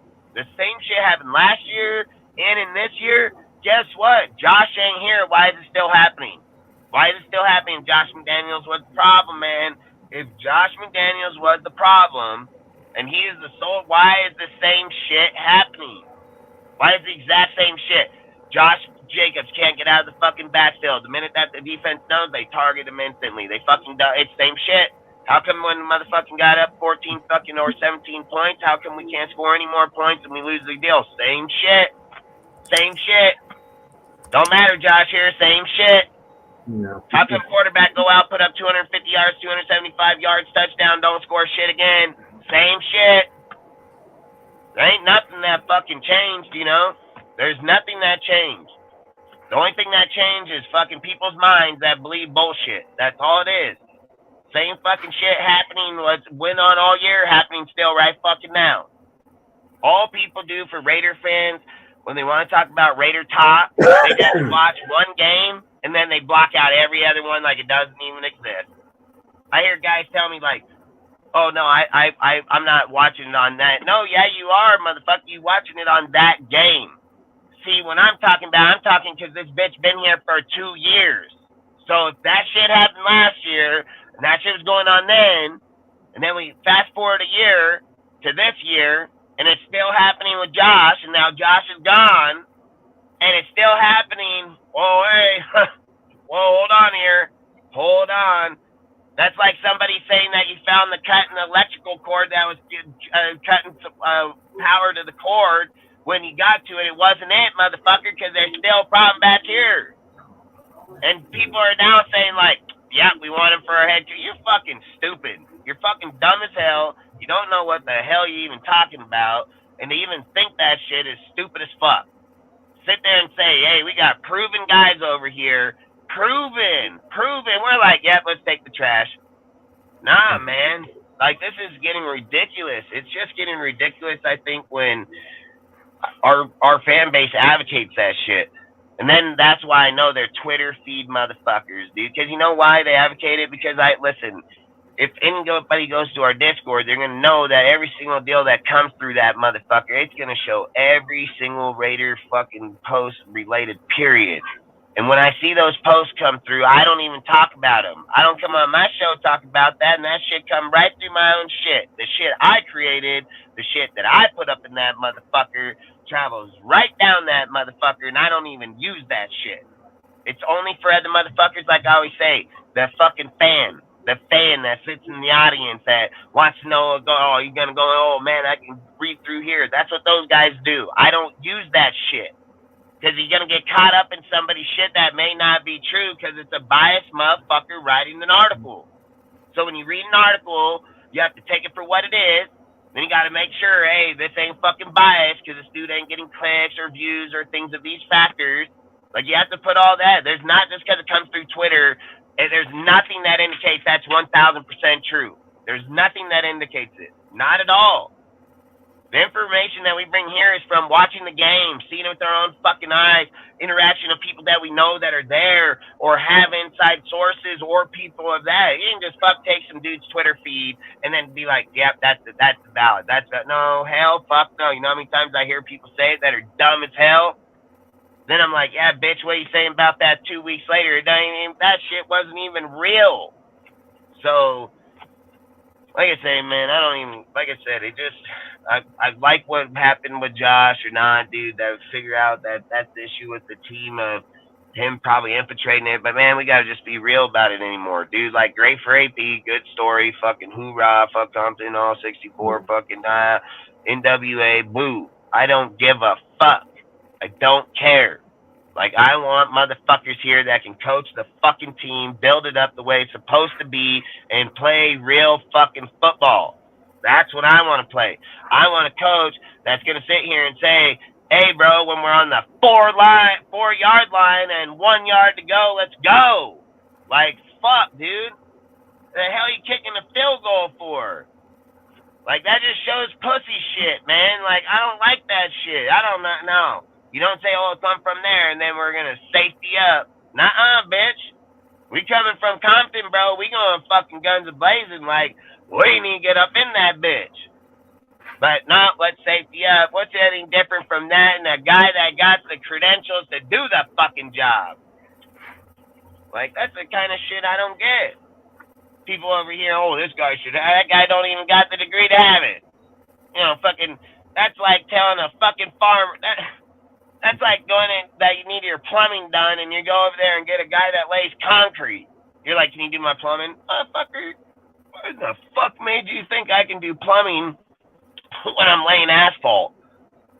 Like, that's the kind of shit. You just can't put anybody in them spots, and you just can't indicate anybody to those spots. So, and then, like I said, people are going to start getting desperate. They're going to start bringing up fucking coaches' names, dude. They don't know these fucking guys. They're just bringing up people related. They got the Harbaugh connection. It's not coincidence that you just got the two first candidates. It was Jim fucking Harbaugh and David Shaw there were both QB coaches, literally back-to-back years. Literally. So, what do you think? That's just fucking coincidence? You just think that was just goddamn pulled out of fucking hat coincidence, right? No, it's not fuck coincidence. Not coincidence, man. Motherfuckers, you know, fucking just, again, like I said, and I'm glad that they did that shit, because that way it'll show that fucking David Shaw just rode off a Harbaugh success. Like, that's straight facts, dude. So, if motherfuckers can't see that, I don't know. They shouldn't even be talking about football, period. And like I said, I want to take Shaw. Bitch ain't even fucking done shit in the last 4 years of his coaching career, period, and ain't doing shit right now. So, I'm cool. Like, you ain't got shit. You don't got time to research shit, man. Don't fucking talk about it. Fucking just go on there and talk to your fucking friends. Get them in your chat and just talk to them. But people shouldn't just go on and advocate conversation because they think fucking, you know, I hate Sean Johnson informants, dude. Like, I really fucking stand it, because the most shit I see is when I see a motherfucker get that guy's fucking shit, and there's so many times that shit is bullshit, like straight bullshit. And dudes will be over there and be like, oh, thanks, Sean. Thanks for that. Why you ain't look it up? You ain't fuck look it up, right? It's like I tell my woman the other day, right? We're driving down the road in our fucking vacation, which was a living fucking hell, dude. Like, it literally was a living fucking hell. Like, no shit. Literally, I've listened to this motherfucker, like, for 5 straight hours, literally right here, just talking her bullshit. Then I gotta listen to her bullshit, listen to her all her fake-ass bullshit. Like I say, women and fucking men, like, are not supposed to be in the same fucking car for too long. Like, literally, dude, because they're gonna just tell you shit like you're supposed to accept it, all right? So here's a fine example. That, like, my woman was just, I mean, Raider fans and my woman, like, there's like fucking two pieces of pot. We're driving down the road. Woman over here been bitching the whole time. She gets all pissed off. She's like, you know what? I'm gonna listen to the High Wire. I'm gonna fucking listen to this fucking TV or, you know, it's podcast show that talks about COVID shots, all this fucking bullshit, you know? Whatever. I don't even care. Show's not too bad, but sometimes it's bullshit. So, long story short, we're driving down the fucking road, and I'm paying attention, obviously, because they're talking about fucking farming, dude, and, like, what they found, chemicals inside of products and so on. I hear this motherfucker say a chemical, and when he said the chemical, I was like, bullshit. They claim like they got this shit at, like, In-N-Out Burger, fucking these fast food restaurants, in a store. And I was like, no, hell no, dude, because instantly when he said it, it's a killer. It actually would kill the product. So there's no fucking way that motherfucker went out in the field and got that shit out of that field. There's no way. So if they're indicating that where that shit was brought from was in that field, they're dumb. They're dumb. It would kill the whole crop. So how in the fuck was that in the field? And how in the fuck was it in the product? So it tells you right away that it had to happen somewhere outside of the field. In the faculty, fucking in the process plant, That did not happen in the fucking field. If that shit happened in the field, it would have killed it. You know, my woman over here, man, motherfucking, oh yeah, they're right.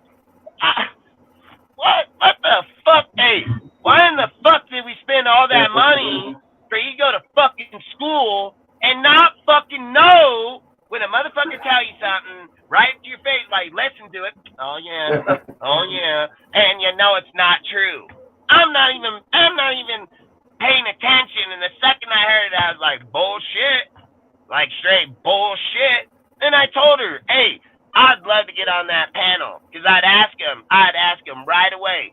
One, the lady keep on pushing organic products. So my first fucking thing would be like, are you sponsored by organic fucking products? Because it's pretty convenient that all you talk about on this bitch is organic shit, which most Americans can't even fucking afford because it's too fucking expensive to begin with.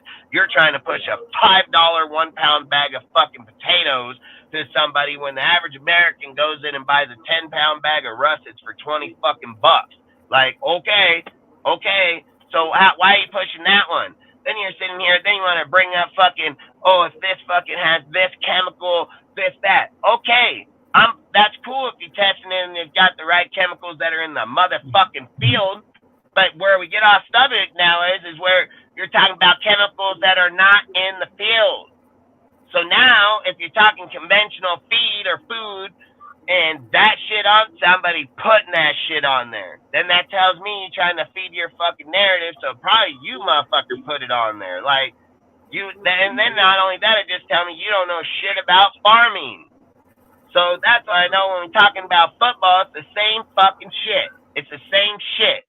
I ain't even paying attention to the bullshit, and I knew right away this motherfucker full of shit. You know why? Because I went to school and learned it. I fucking know it. I studied it. I fucking know it very well.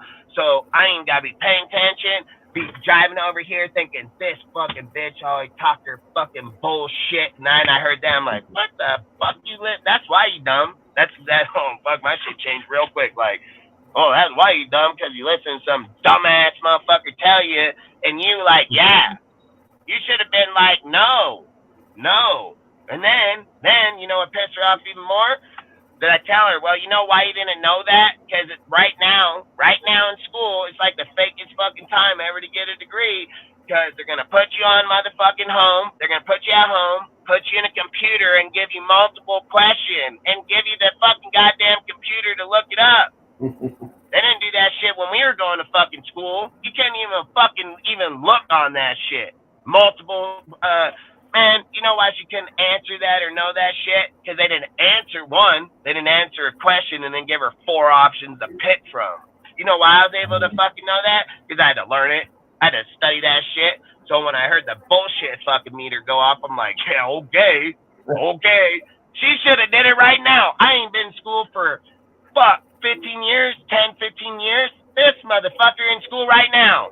Right now. That shit, she learning right this fucking minute. Like I said, society failed itself, bro. It don't matter if you pay money, where you go, what schools you go to, where you're hell, fuck no. People want to learn, they're going to learn. Other people are there for the wrong reasons, man. Like, I don't give a fuck. I talk about it with our football team all the fucking time. Don't matter about what you think or where you think you've been or not. Some people are here for the wrong fucking reasons, man. Like, they don't know bullshit. They only just follow what other people say. They don't have a mind of their own. They think like, oh, if this guy's talking about me from behind, I got to get my friend. I don't give a fuck some dude talks about me behind my back. You're a man, say it to my face, motherfucker. Otherwise, I don't give a fuck. It's like, it doesn't count. It doesn't count if someone gonna talk shit about me and do it behind me where I never hear it from them myself. Like, that's most pussiest shit I've ever heard in my life. And then if people are like, acknowledge it, then you're just a bitch too. Because real motherfucking men don't talk shit behind people's back when they have a platform that's open for any motherfucker to hop on where they can talk their shit. They ain't gonna hop in this motherfucker because it'll come to football, they're gonna get destroyed. Like, literally gonna get fucking destroyed over here because we don't play that bullshit ass suck another man's dick here. Like, we don't fucking play that little faggot shit, you know? Like, these guys, These guys, they're not real fucking fans. They're not real fucking people, dude. They fucking get their fake ass fucking news. Like, that's why I love Trump, dude, because I love it. When he fucking tells people, like, fake news, I'm like, yep, fucking fake ass motherfuckers. Like, the first thing I think, you know, and it's hella hard to do Raider content because, like, I try to hold my emotions. I try to hold myself in check a lot, but some of these guys will just annoy the fuck out of you because they're so stupid. And it's like literally like I think why I get so mad at my woman because it's like she is what's in here, and this is in my house. You know, like what? Where in the fuck did that come from? You know, like where people wake up and they say, like, did we jump in a whole different time warp where people are talking about like the Monopoly guy or fucking like, oh, George on the fucking book or the fucking Three Bears back then, or was Shazam a real fucking movie or not? You know, like that shit. Like sometimes I really feel like, damn, I jumped ship and this motherfucker got stuck here. Like, what the hell is going on? You know, like I will hear the stupidest shit, and then they'll look at me and fucking tell me like, yeah, well, yeah, well, fucking, shut the fuck up. Like, what the, yeah, what? Yeah, you fucking dumb and keep saying the same stupid shit over. Yeah, fucking shut the fuck up, dude. Like, oh my God, dude, it gets too annoying. Them motherfuckers want to come over there, they'll be like, oh, Dustin, did you hear about this guy? Yeah, I already heard because I talked about it, motherfucker. Of course I heard about it. Fuck, talked about it a week ago. Fucking, whatever, man. Like I say, people be behind because they're behind because Twitter is only to the moment. That's why they're always going to be behind because Twitter only happens when it happens. You know, real motherfuckers watching sports, study sports, know it long before motherfuckers. Literally said it earlier in the year. Literally said it before we started the year with Jimmy and Aiden. People were coming over and they were like, oh, what do you think, Dustin, if we're going to beat Jimmy? I said, oh, fuck, you can't do it now because they should have did it in the last preseason game. And guess what? Been proven later on. I don't care if it doesn't happen then. I said it will happen. That's exactly what I fucking said, and it did fucking happen. And then when I said it did happen, that it wasn't going to work, it wasn't going to work, and it didn't work. So it doesn't matter, man. Like, that's why I keep saying, if I see it fucking weeks and months before it happens, you motherfuckers can't see it when it happens right in front of your face. Literally come watch the game, go right into a chat, and then debate bitches that, oh, he still should have. What shit are you watching that indicated he should still have it? I would like to know the fucking drugs you're on, the way that you evaluate shit, so I would never do that. Like, literally never do that. Like, that's the whole point, dude. Like, these motherfuckers will watch the game and then come back and still advocate why the motherfucker. I didn't even watch the game. Literally spoke on why you shouldn't have the job and said what he was probably going to fuck up in. Then when we watched the game, guess what? It happened. And then I'm like, yep, see, I fucking told you. And then fuck, we get out of the game. I got a guy over here saying, well, hey, I think you. Well, I'm like, hey, you're fucking stupid. Because you know why? Because I literally said that bitch was going to do it before the fucking game. He literally did it during the game. And then got a dumbass motherfucker like you that watched the fucking game and still think that you stupid. You're fucking stupid. Like, literally stupid. And motherfuckers like you just need to jump the fuck up off a cliff. Get the fuck up out of here. Because it's motherfuckers like you that are fucking up our motherfucking community, dude. Because you can't just sit there and I've seen it before the game happened. You watched the game happen and you still advocated. Nah, no, man. Like I said, those days got to come to an end real fast, dude. Like, if you're going to get rid of Carr, you need to get rid of all these motherfuckers, dude. Literally, man. Like, literally. We can't get better if we just keep having these dudes around. So, say I hate it, but I've said I want Harbaugh here, dude, because people ain't gonna talk shit on that motherfucker. He's gonna win.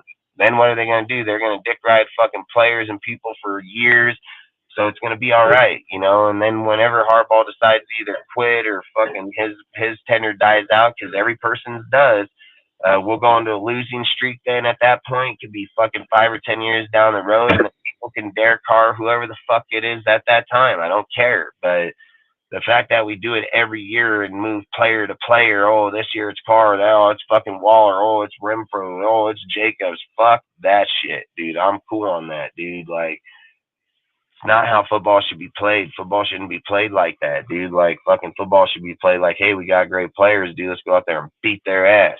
You know, like that's how it should be played. So I don't know, man. Like I said, I feel way different than most people do, and I've always said I don't follow packs, dude. I don't give a fuck because I'll follow a pack if it's the right pack, given the right information. But I'm not gonna go follow it just because dudes are like, oh hey bro, we're all YouTubers and we're in this. I don't give a fuck. Care less what clique you fucking dumbass motherfuckers are part of. All you a bunch of fucking retards put together and you think I'm gonna hop over in that shit? You're crazy as hell. Fuck, you make me retarded. Like, just like I tell my woman all the time, you know why I can't be in the car long? Because your dumbness gonna rub off on me. Like, literally, I'm gonna be over here having stupid ass conversation like you over here. Fuck that. I might be fucking licking the wall. Huh? Hey, you guys see the fucking? Can you guys taste this color?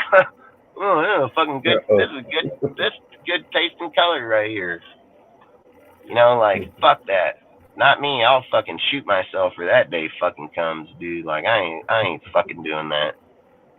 And that's all I say. Like I get it. If people want to hang out, dude, and go hang out with people and be part of it, great, dude. Just say that's what your show's gonna be about. You know, fucking hanging out show today. But to just go grab bullshit information and then put it on your show like it's valid shit because you get a few people on there that say it. I've always said it, even on this panel. It doesn't matter on my panel, however long we've done this show. I'm always fair as fuck. And people always say like, hey, you don't fucking get in and you don't fucking just say. I always say when I hop in, it's because it's disinformation. I always say my job ain't here to tell a guy how to feel or think. My job is when you start spewing bullshit is when to just put it back on the right path. I don't care. That bias shit I can give a fuck about. To have your conversations how a person feels, I don't care. But when that conversation goes from bias to disinformation, no, I'll stop the show and be like, no, we're not doing that. I've done it on the show 100 times. Like, I'm not here to be biased in any way. And if I'm wrong on a topic that somebody can prove, then pop it up, man. But I've always said, I ain't going to just let people talk bullshit to have bullshit. People have their opinions. People can have the way they feel. But I've always said I keep it as real as possible because that's how it should be. It should be as real as possible. And the reason it stays as real as possible is because I'm not just educated in the Raiders. I'm educated in the NFL. I'm educated in the sport itself and other fucking teams because you can't rate your team by how good you can be unless you know what real good teams are, dude. So, and you can't just watch one fucking down of something and then claim like you know shit. And when you hear a guy sit there and say like, oh, if you watch this team, then you're nice. Well, you're dumb. You're fucking stupid. That's why if you ever played Madden and you played, I'm gonna beat your fucking ass because you too fucking stupid. You probably watch the same YouTuber over and over with this stupid ass move when I'd be dominate your fucking ass.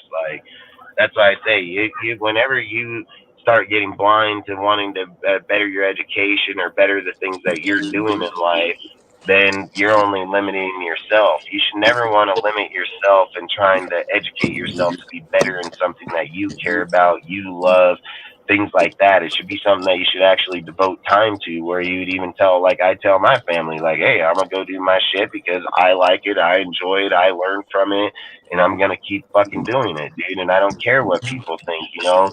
Cortez will call me, people will call me all the time. They ask Cortez what I've told him for over a year and a half. Every time bro, we Cortez know calls each me, I other. tell him, I We know don't each give other a for fuck. 2 years, bro. It's been 2 Yeah. years. And I've always said the same things when it comes to when we're building something. We have a goal here. We're not Yeah, worried my about bad, other bro. people. My bad. Hey, Rudy. Rudy, I'm here. are you there? I apologize, I'm here. bro. I'm in. All right. I'm around the area now. I live close by you now.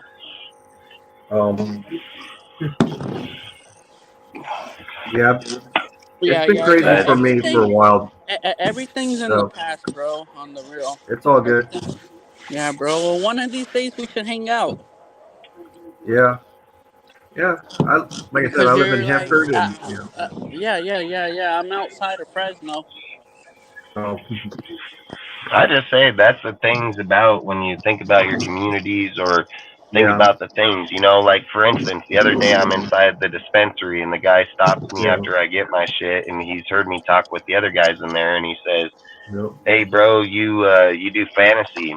And I'm like, "Yeah, I do fantasy fucking football and basketball." I'm mad over the And fantasy this week. I'm say mad. again. I'm Yeah, mad, bro. I so he should have. asks me, and I tell him, I was like, yeah, I do them, and I said we build a community in Discord, this that, so we can interact with people. I said that's kind of how some of us have become really good friends is through fantasy because we were in the leagues that year, and then we were talking through text or in the Discord, and then it just helped interact with people, so it kind of brought you closer together.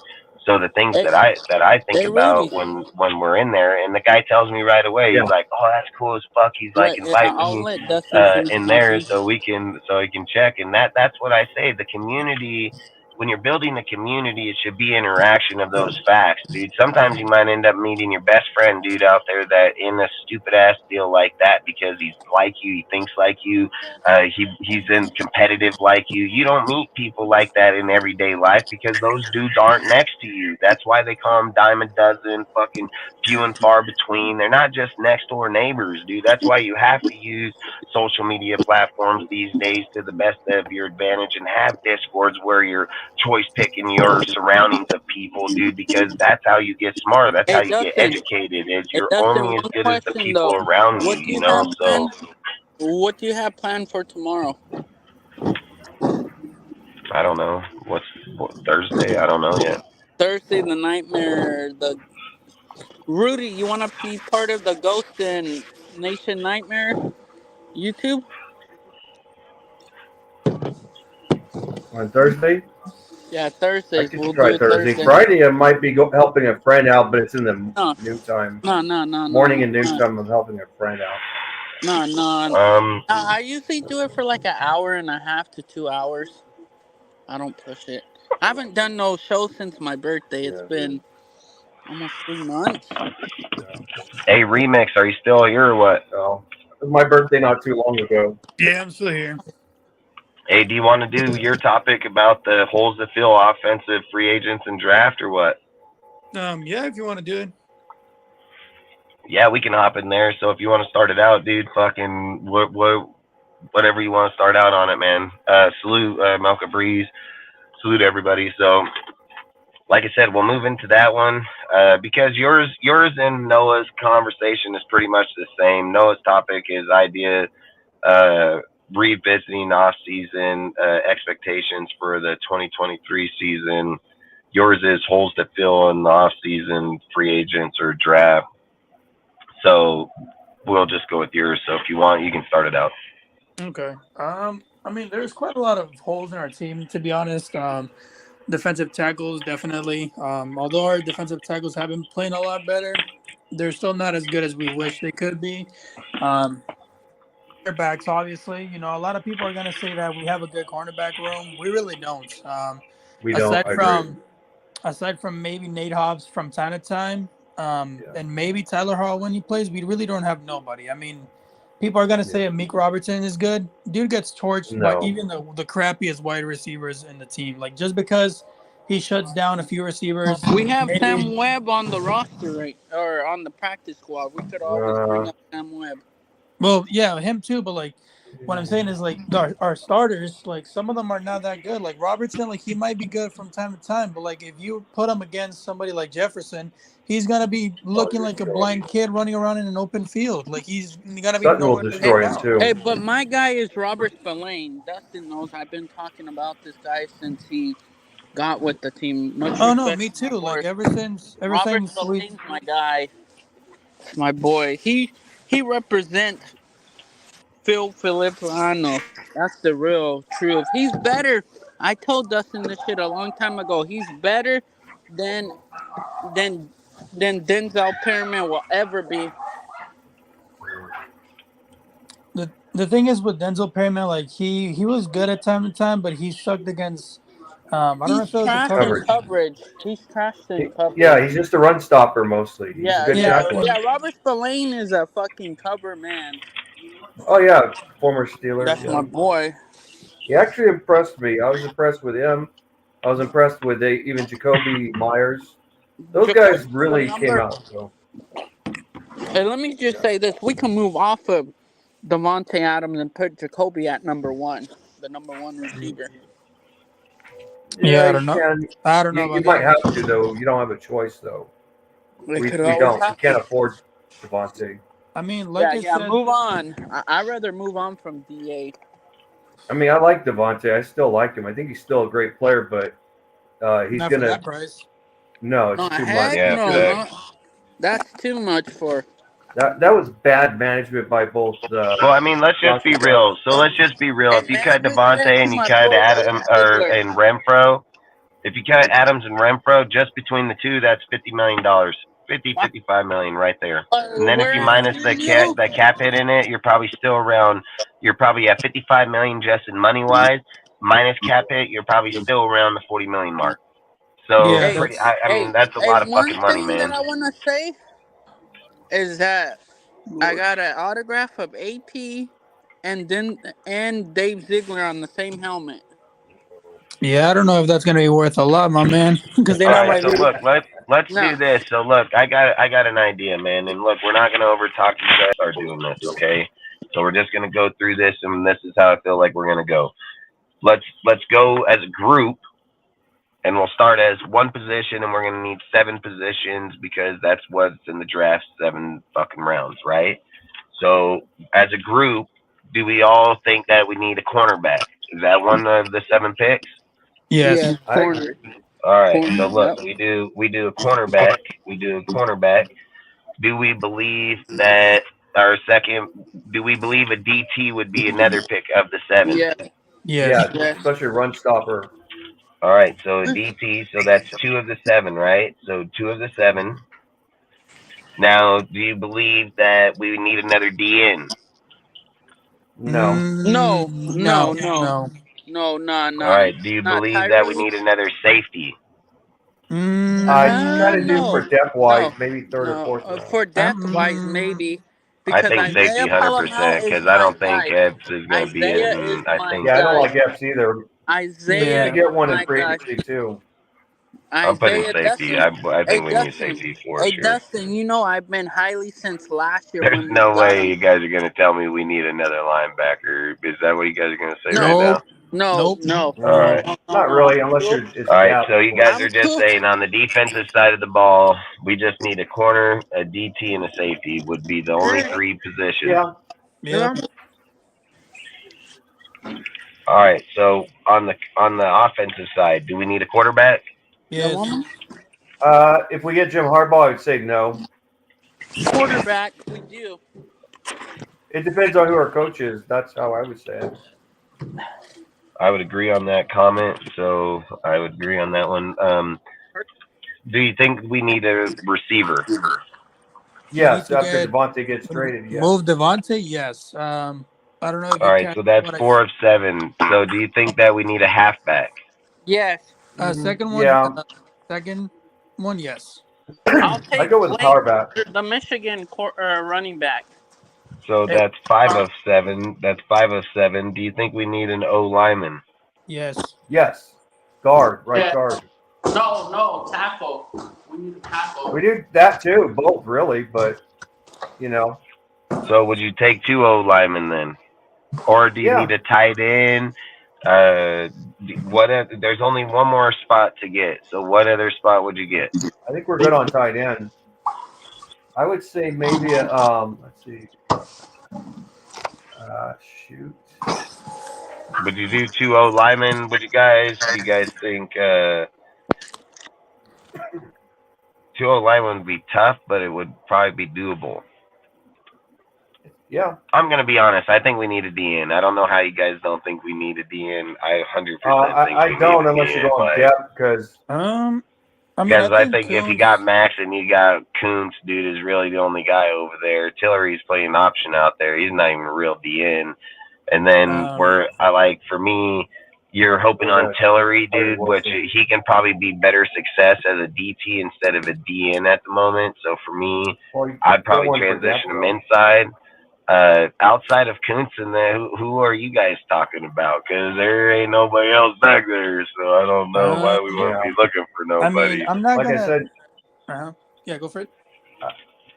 I was kind of pissed we got Tyree Wilson when we should have got either Christian Gonzalez. I'd actually want him more. Or the safest pick would have been Jalen Carter. But I would have traded down and went for Christian Gonzalez. Yeah, I don't know why they went with Tyree Wilson. Like, even if they would have taken a quarterback, I wouldn't have even cared. But like the fact that they went with Tyree, I was genuinely pissed off. Like, do we think that we need 2 corners in this year's free agent and draft? Do we need 2 corners? I would say get one in the draft and then one in free agency. I feel like that would be the safest bet. That would bet. be smart. Yeah, I agree. All right. Do you think that? All right. So look, let's do this. So starting with the cornerback, right? Mm-hmm. Would you take some of our money and go after a proven cornerback in free agency? And if you were, who would he be? Who would it be? If you guys got to pick a corner that's going to come out, who would you guys want? I mean, if we're going for like a younger guy, I would say Jalen Johnson from the Bears definitely comes to mind. A guy that I loved coming from the draft. I don't remember what year. I don't know if it was 19 or 20. AJ Terrell from the Falcons. That was one of my favorite corners on the draft. If not, I would say maybe potentially trading for somebody that's already experienced but still young, like Xavier Howard, or maybe even I'll even take Lattimore if I have to. I don't know. Lattimore's kind of injury prone though. Yeah. So I'm gonna just be honest with you. My number 1 corner is Jalen Johnson, dude, from the Bears. Yeah. Once I watched that Jalen, fool play for the Bears, once I seen him play for the Bears, I thought, hey, I will give this motherfucker $20 million fucking dollars right this minute to be the Raiders cornerback in a heartbeat. Yeah. Like, if you get that guy on our team, man, you're not gonna stop motherfucker over there. Like, he's gonna be nice. And I've said guys like him is what our franchise has been built on for a long period of time, before our, fucking slump. But it's been by guys like him, and that guy right there got great vision. He's easily my motherfucking number 1. He's my number 1. I don't think there's not Marshawn Lattimore, not anybody. I would take Jalen Johnson. He'd be my number 1. If you guys were to take a cornerback in the draft, if you took the cornerback in the draft, is there a cornerback that stands out that I don't follow the cornerbacks. That's that I'm only with the quarterbacks. Well, I haven't seen any corner yet. I like tall corners though. Yeah. I don't like short corners. I like guys that are over 6 feet tall. 6 feet tall. No. I want a corner that's 6'4", because these receivers are like with the Chargers, they have a tall receiver, Mike Williams. Yeah, and there is a corner that got brought up of recent in the Raiders wire, dude, for fucking Clemson. I'm good off of Clemson players though. He's a good corner though, man, and he is good, dude, and he's got dog like a motherfucker in a man. So he's not a bad guy, but like I've always said, depending on what round you're gonna go with corners, I think it's got probably something that probably should wait until going like the third round. I think we probably should wait until we get till the last game in the season and then do mock drafts, and then we can probably start placing where we would take our corners and where people are falling. If Jack Jones could play how he plays, because we have him till his rookie contract is up. I mean, Jack Jones is going to be here regardless. I think even if another coach comes, just because of his because we got him off of waivers, so that rookie. Yeah, and he's on his rookie deal, so unless he just sucks. So next year and the next year over. All right, so let's do this. We'll go down the row right here. If we could figure out somebody, we'll say it. If we can't, we'll just move on. And we're only going to do like free agent players in the NFL right now, right? We won't worry about college. Maybe when we get to the quarterback, we'll probably worry about that. But for now, we're just going to worry about these. Is there another corner outside of Jalen that you guys would like to pick up in No, free agency if we no, could? no, bro. Can't You see already anything. know that's my guy, Jalen. Yeah. What about a DT? Is there a DT that comes to mind that you can pick up in free agency that'd be a nice pickup? I don't, can't I think don't of Chris, one really now. know none. maybe Who? Chris Jones isn't going to be a free agent next year. He's Yes, I gonna cost a believe. lot of money though, man. Yeah. And Yeah, no. No, like I'm I good think off of Chris Jones. He's more of a pass rusher on. You want a balanced defensive tackle, they'll stop the run really good because it's crucial to stopping the run. Hey, but to be honest, our DT's been playing pretty good. I ain't gonna lie. Well, not yeah, stopping and the you got to run, but think if they we get pass rush Jalen, pretty he's probably 20 plus mil. You know. good. And then plus that, we're gonna need another back. I mean, what's another defensive tackle? DJ Reader from the Bengals. He's coming up on his contract. He could be Who a pretty is? good one.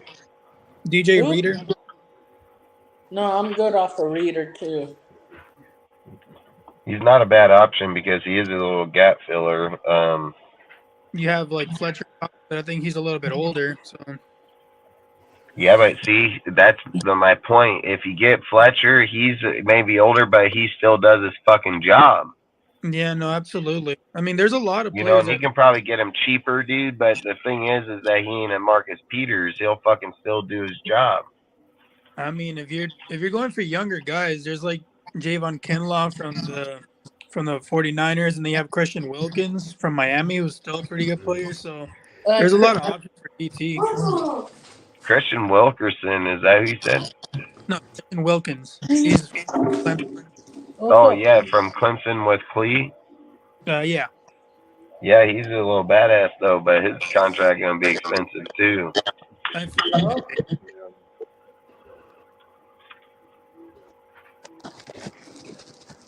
Don't get me wrong, that's a good person too. Good name there.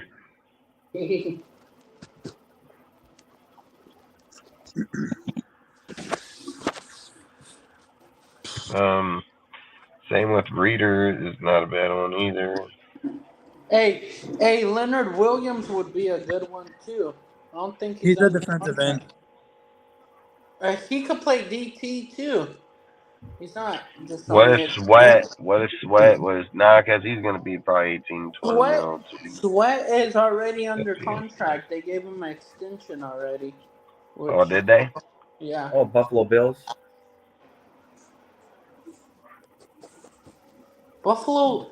Oh, Oliver, but Oh, I don't know Oliver. about Oliver.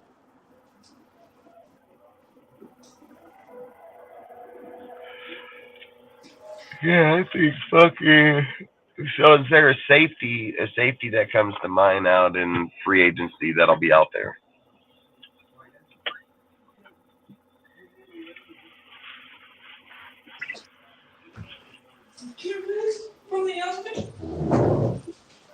Can you guys think of one or no? Oh boy. I can't think of what. Safety. I would have said, why the heck did we not re-sign Deron Harmon? Because he really helped out. I don't know, man. He was pretty damn good. He was not bad.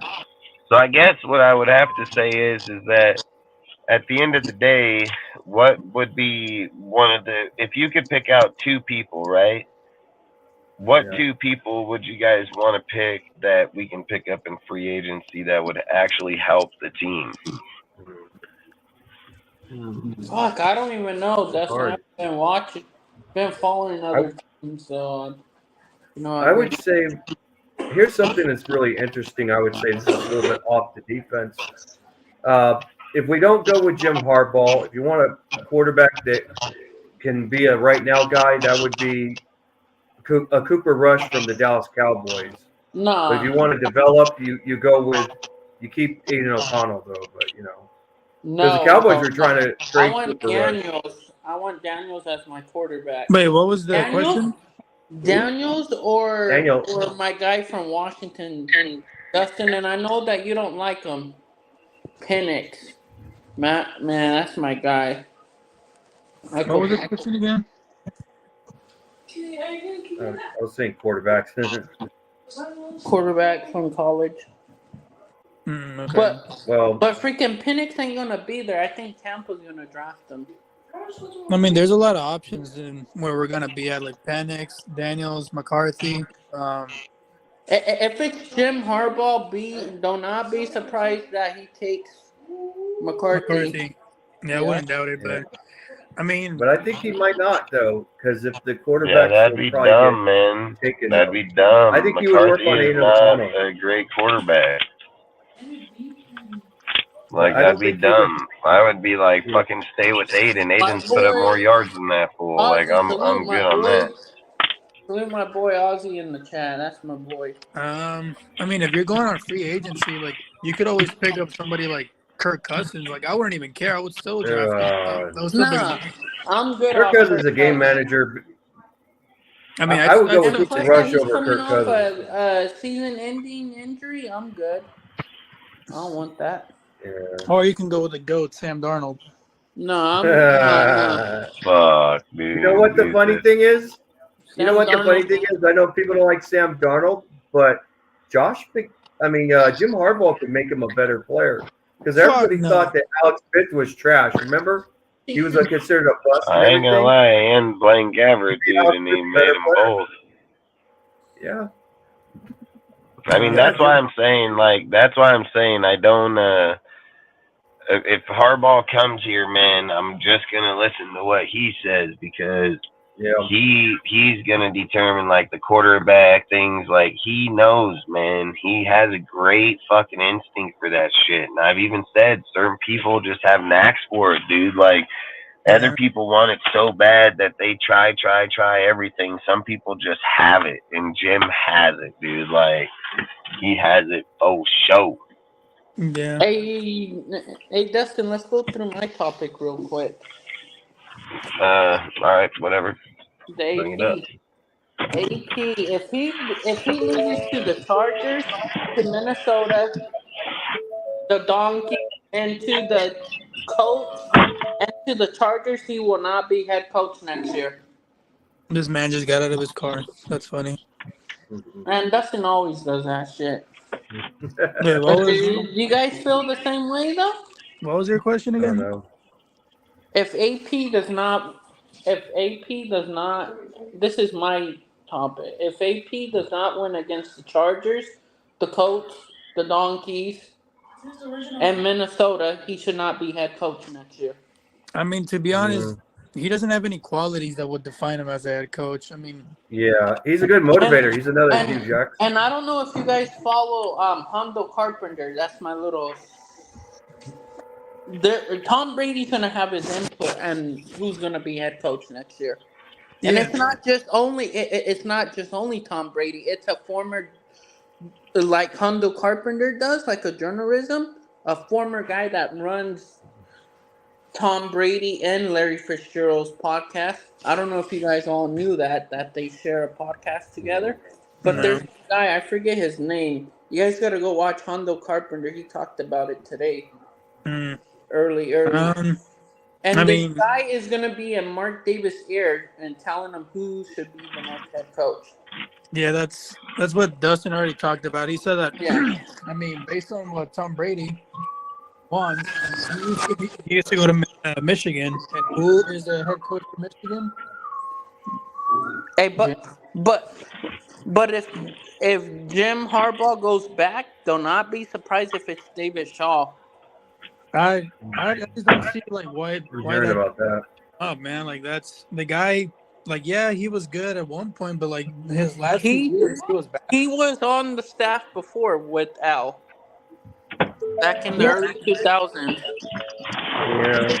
Yeah, Hey, but my topic is if AP could not beat the Minnesota Vikings, the Chargers, the Colts, or the Donkeys, he should not be head coach. Well, I don't think he's going to do it anyway. He's a great motivator, but he's not to be honest, manager. I'd rather lose out to get a better draft pick. Well, of course. I'd rather take a bet to get a better. I want a quarterback. I want a quarterback in the first round. Aiden is not You the know, dude, answer. if Raider Nation was smart, they would get all their YouTubers and all their fucking fan bases to start fucking chanting fucking Harbaugh, bro. Like, if the noise starts getting chanted enough Harbaugh, it's gonna come true. Like, it's going to happen. And I keep saying it, man. Harbaugh needs to happen here, man. He does. Raider fans If actually been Harbaugh saying can't get it done, bro, I don't know who's gonna get it done. Yeah. Like, I'm just gonna be honest. You need drill camps type people, but Harbaugh has fucking cheerleader mentality. He's fucking college coach, bro. That's all they do is the fucking hoorah cheerleading shit, morale for their people. So for me, like I said, you got to have a guy that has the structure of the know-how of breaking down and rebuilding. For us to sit here and for us to have Dustin, one any more type thing. of conversation that we think that if we think that we're just 1, 2, 3, 4, 5 players away from going to a Super Bowl, you're crazy as hell. We're probably like 10, Dustin. 15 Hey, because we're Dustin, we had starters this and dead conversation players last away. night. Dustin, we talked on offline. How many players did I tell you that we may need, that we will need? More than 7. Yeah, I said 10 or more. And because and for all Raider Nation, they gotta watch this coming game, the Pac-12 championship. They gotta watch how Bo Nix and Penix play. They're gonna play for the second time. Yeah, because what happens in this last part of these games that are going to happen, what happens if we get beat by the fucking Broncos, get swept by the Chargers, and by the fucking Chiefs? Then what? We're still like, hey, hire fucking AP? Nah. I'm ready to move on, to be honest. Yeah, I mean, you have to be ready. It was good, bro. It was good. I like and the that guy. 2-2 record, I like 2-2 record, you can take it for what you want, but you got to take it for what it is. You have to take it for what it is. You have to take it for the teams that were played, the competition that was put on the field. Earlier today, we had a conversation. If Jim Harbaugh's not on there, who would be your guy? Well, like I said, I would have to, for me at that time, if Harbaugh gets taken off the board, I just want to list everybody. I want to know who everybody. I mean, like I said, Shaw got his success from Harbaugh, man. So I'm not advocating Shaw. I would probably roll with Ben Johnson before I went with David Shaw, just because David Shaw hasn't had any success whatsoever for the last 4 or 5 years. At least Ben Johnson's doing something right now. So, like, for me, I would probably advocate more for Ben Johnson. Just if I was saying a name, I'm not saying that's who I would pick. I'm just saying, like, there's going to be guys that have, look, dudes like Shaw had a good deal, but like I've said, he got that from Harbaugh. And then not only that, you got to look at where he tapered off at. He tapered off at the end of his career, and he hasn't done nothing after that. So why in the fuck would we want him? Yeah. You know, like, you can't sit here and say, like, oh, hey, this guy had 4 losing fucking seasons at 3-9 for fucking 4 years in a row, and we're like, yeah, let's go hire him. He's going to fix the Raiders. That's my point. You'd be stupid as fuck. You'd be dumb as hell. You don't hire head coaches that are failing for 4 fucking years in college. You hire coaches that are fucking at the top of their shit in college, up and coming, not fucking unemployed. Yeah. Like, that's my whole point. I don't even know why people even talking about that guy, dude. I mean, I get the whole deal, old Raiders QB coach, all blah, fucking, and just like I said, what the hell was the coincidence that he got brought up in Harbaugh's conversation? Where the hell did that even come from? Out of left field? Know where it came from, because they were like, oh, guess what? What about if we brought up a story that has 2 Raiders QB coaches as the head coach? Well, hell, just a fucking few weeks ago, they weren't even talking about any head coaches. You know what I mean? This shit's plotted like motherfucker, man. This shit plotted like motherfucker. Yeah. They just want to brainwash people, man. I mean, the reality is Harbaugh's the best candidate, period, for the rebuild. Oh, yeah. And anybody else after that is just going to be a fucking crapshoot. So we might as well just throw them all up in the fucking deal, see who they are, put the top fucking 5 of them together, and probably pick from a hat. I mean, that's really what it's going to come down to. Because don't pay no $10 million. Yeah, whoever we pick, whoever we don't pick is the guy that's going to be good. So they can just count on that shit. You know what I mean? Yeah. Because that's how it usually goes down. Yeah. I mean, you guys remember the Charger game where a fan yelled at Mark Davis? He said, "Mark Davis, be smart.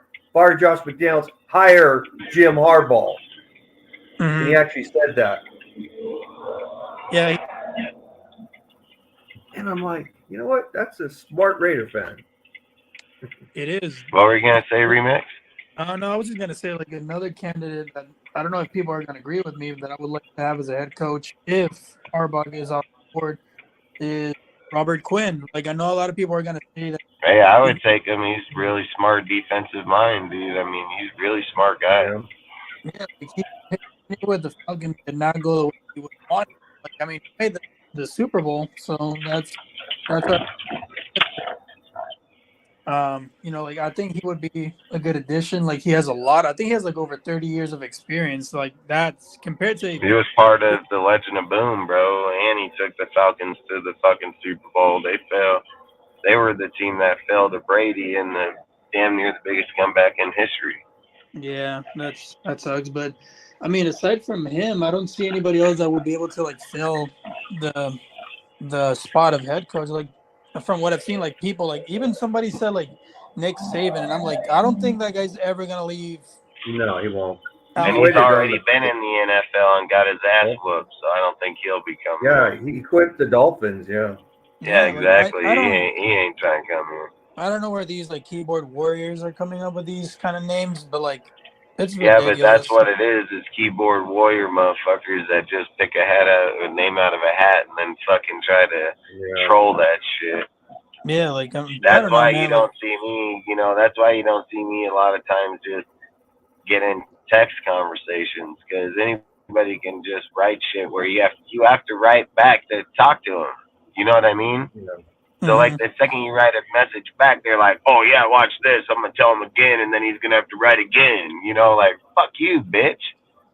Like, that's why I always say social media platforms, dude, like, are meant for general information, like putting out a post, letting dudes like that go in and talk, and then hearing other guys tell them, like, hey, you're dumb.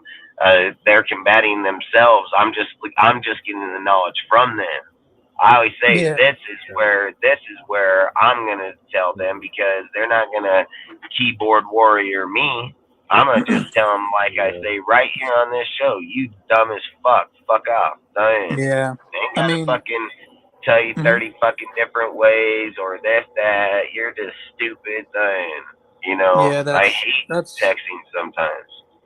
No, that's what I was saying. Like another thing that came up to not too long ago when I was telling people that we should, you know, trade Devontae for a first-round pick. A lot of people started sending me messages saying, you know, you should unalive yourself, like you're an idiot. And I'm just like, bro, like you don't understand how impactful his contract is. And like, yes, I get it. He's the best wide receiver we've had since I don't know, like Randy Moss. Well, obviously, but you know what I mean. Tim Brown, I would say. Yeah, Randy Moss, Tim Brown. sandbag.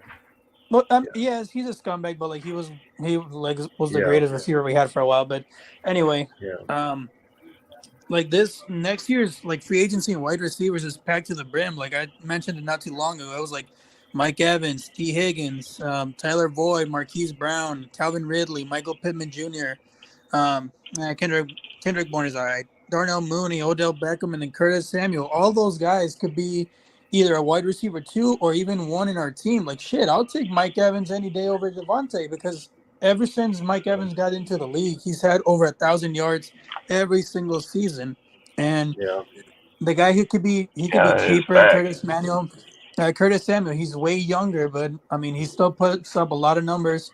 with the garbage I quarterbacks mean, you he's got had. Pittman Jr. in that deal. Is pretty good. I mean, you got a lot of good names in that list. Yeah, exactly. Like shit, I'll even take like Calvin Ridley. He's a speedster and he's really I'll good. take Marquise Calvin Brown. too. That dude still show you that he still got it. So Hollywood hell Brown. yeah. I would take Hollywood. Hollywood. Yeah, Hollywood Brown. Like he's good. Like I mean, I don't know. he's not incredible, but like he could be a good wide receiver too. Or I think he'd be shit. better if you had a Derek Carr type, but Yeah, maybe. Yeah, I would say so. But Man, Derek Carr's playing shitty in New Orleans. he got he got concussed and he got sprung. He That's still has why. that sprung. Hey, let me just That's say not this. his fault though. That's why. That could happen to any good player. What happened to That's Aaron why Rodgers? freaking Winston called him out. He called him the B when Derek Carr was sitting on the bench.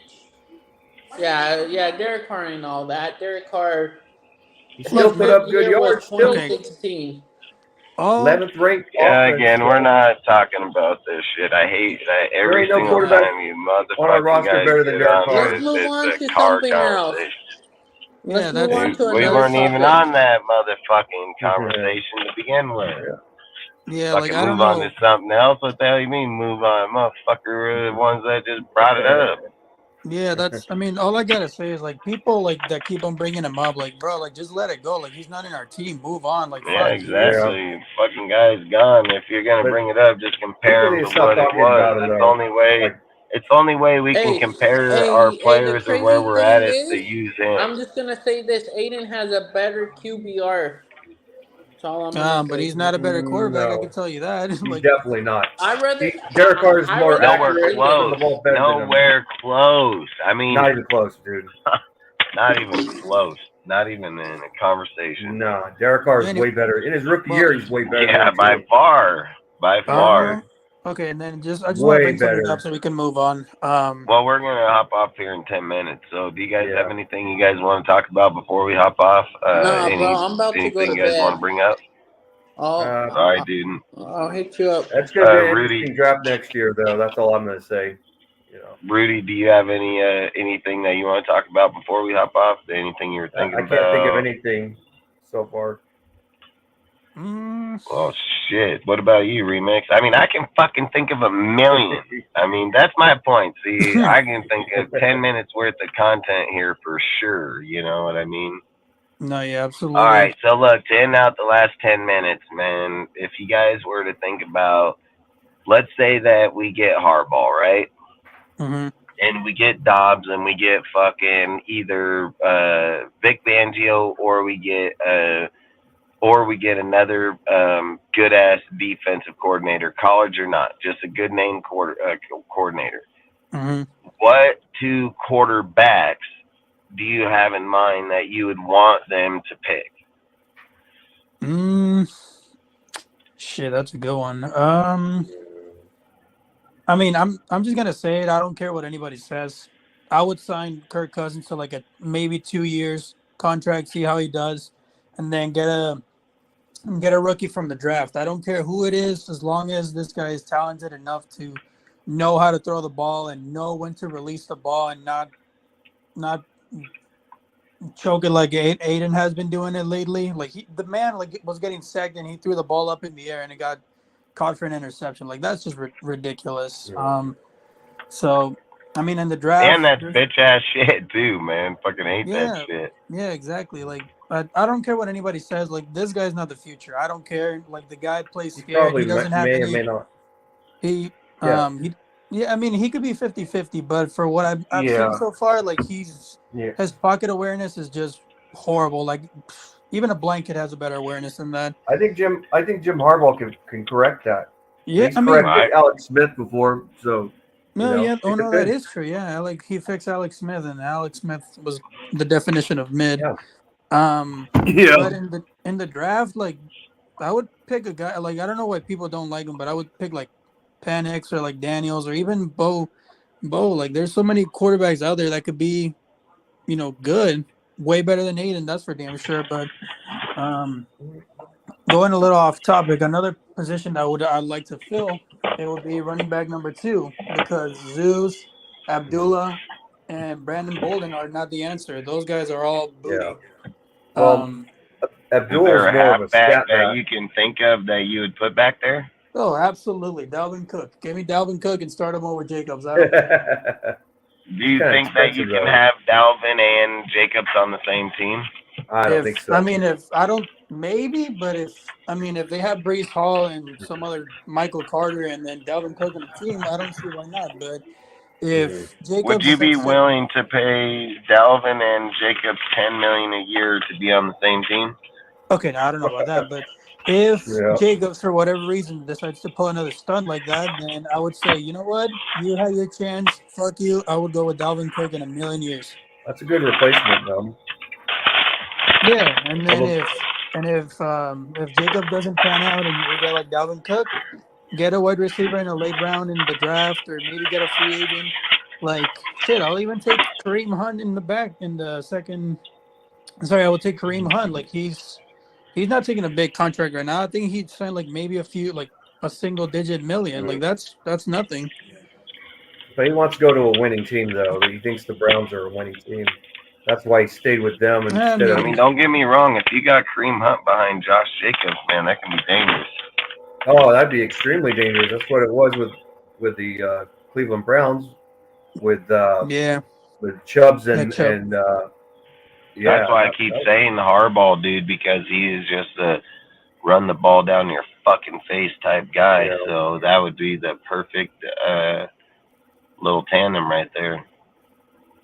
Yeah. But aside from that, like, I don't care what anybody says, man. Like, if people like to keep running their mouth and insult me for saying it, I don't care. I think Jim Harbaugh is our best chance of going It's back funny to that people hit you guys up and hit you up in your comments and say that or message. I wish they would do that to me so I can clown them. I'd love for the I just laugh motherfuckers. at them. I just laugh at them. I like. Yeah, they don't ever do that to me. When I hear you guys all say that, like, I kind of feel bummed sometimes, because I'm like, I wish motherfuckers would message me. Like, I really do, man. I'd be like, you about dumb as fuck, dude. Like, yeah. they already know. That's why they won't. But I mean, sometimes I just let them be. Like, I don't give them the attention because I know they don't have it You enough. at their can't, home. man. You can't argue stupidity, bro, and you can't fucking try to make everybody smart. You can't do that.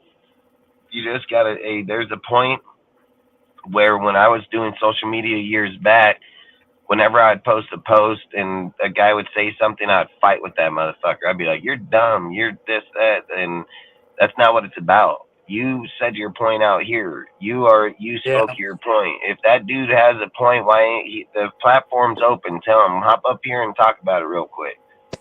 And then when he starts talking stupid ass shit, dude, I'll fucking get on that motherfucker real fast. And that's what it's about, dude. Anybody can go in a text message and keep saying the same shit over and over and over. Like, that's all they do. It's like they have copy and paste, dude. Copy paste, copy paste. You know, like, fuck that shit. On this motherfucker, I'm gonna get you out of that copy paste, because you can't copy paste words in your mouth, motherfucker. Like, that'll get old real quick. So.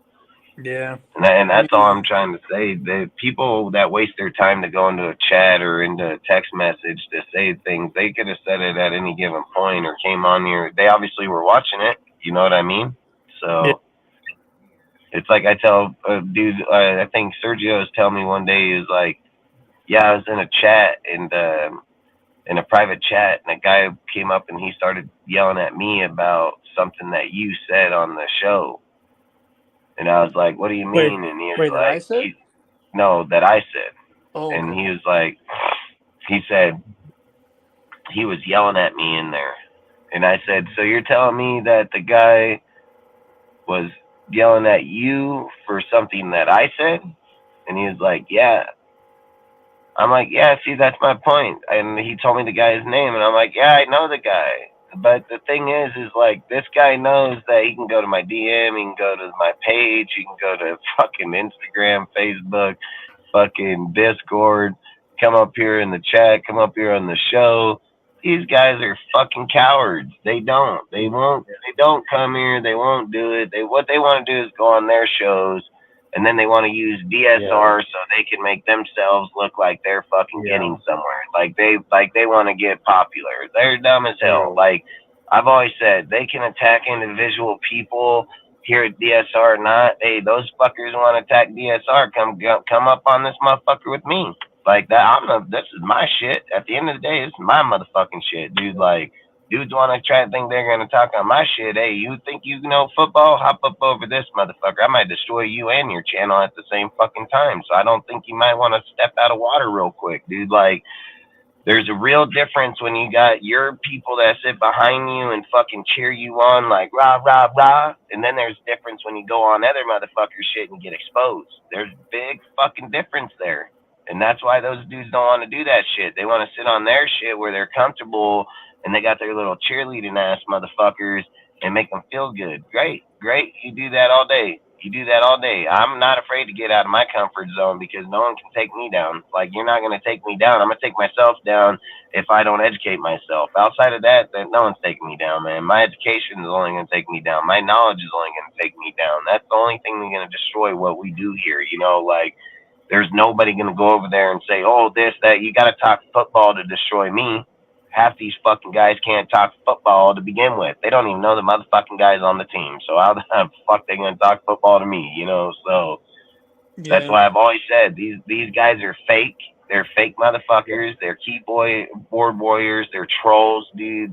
They're baiters, bro. They're baiters. They just try to get dudes in areas. Then they want to message them. They want to say, hey, I've said it. My shit up open to everybody. They can go straight to Instagram and say, oh, hey, there's Dustin's fucking number. You can call me.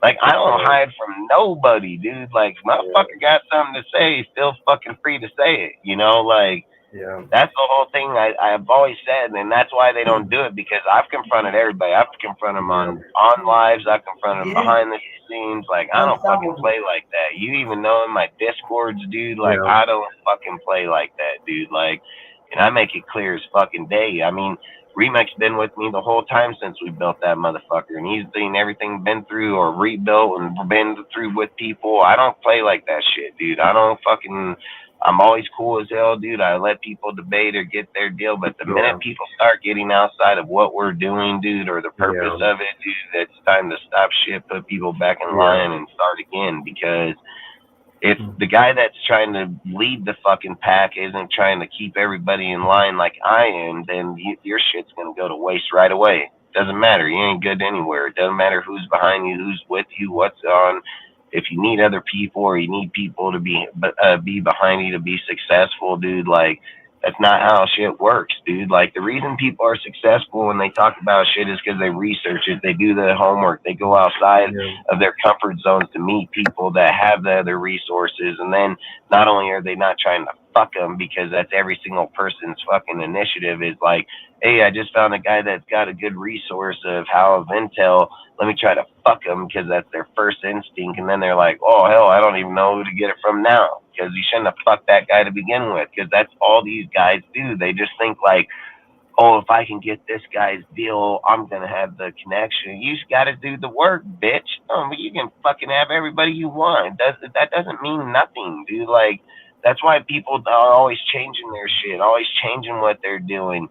It's because they always think like they think that's what's going to make them better. That's not what makes you better. What makes you better is having the information, doing the research, and taking the time that other people don't want to fucking do. Like, that's what makes you better.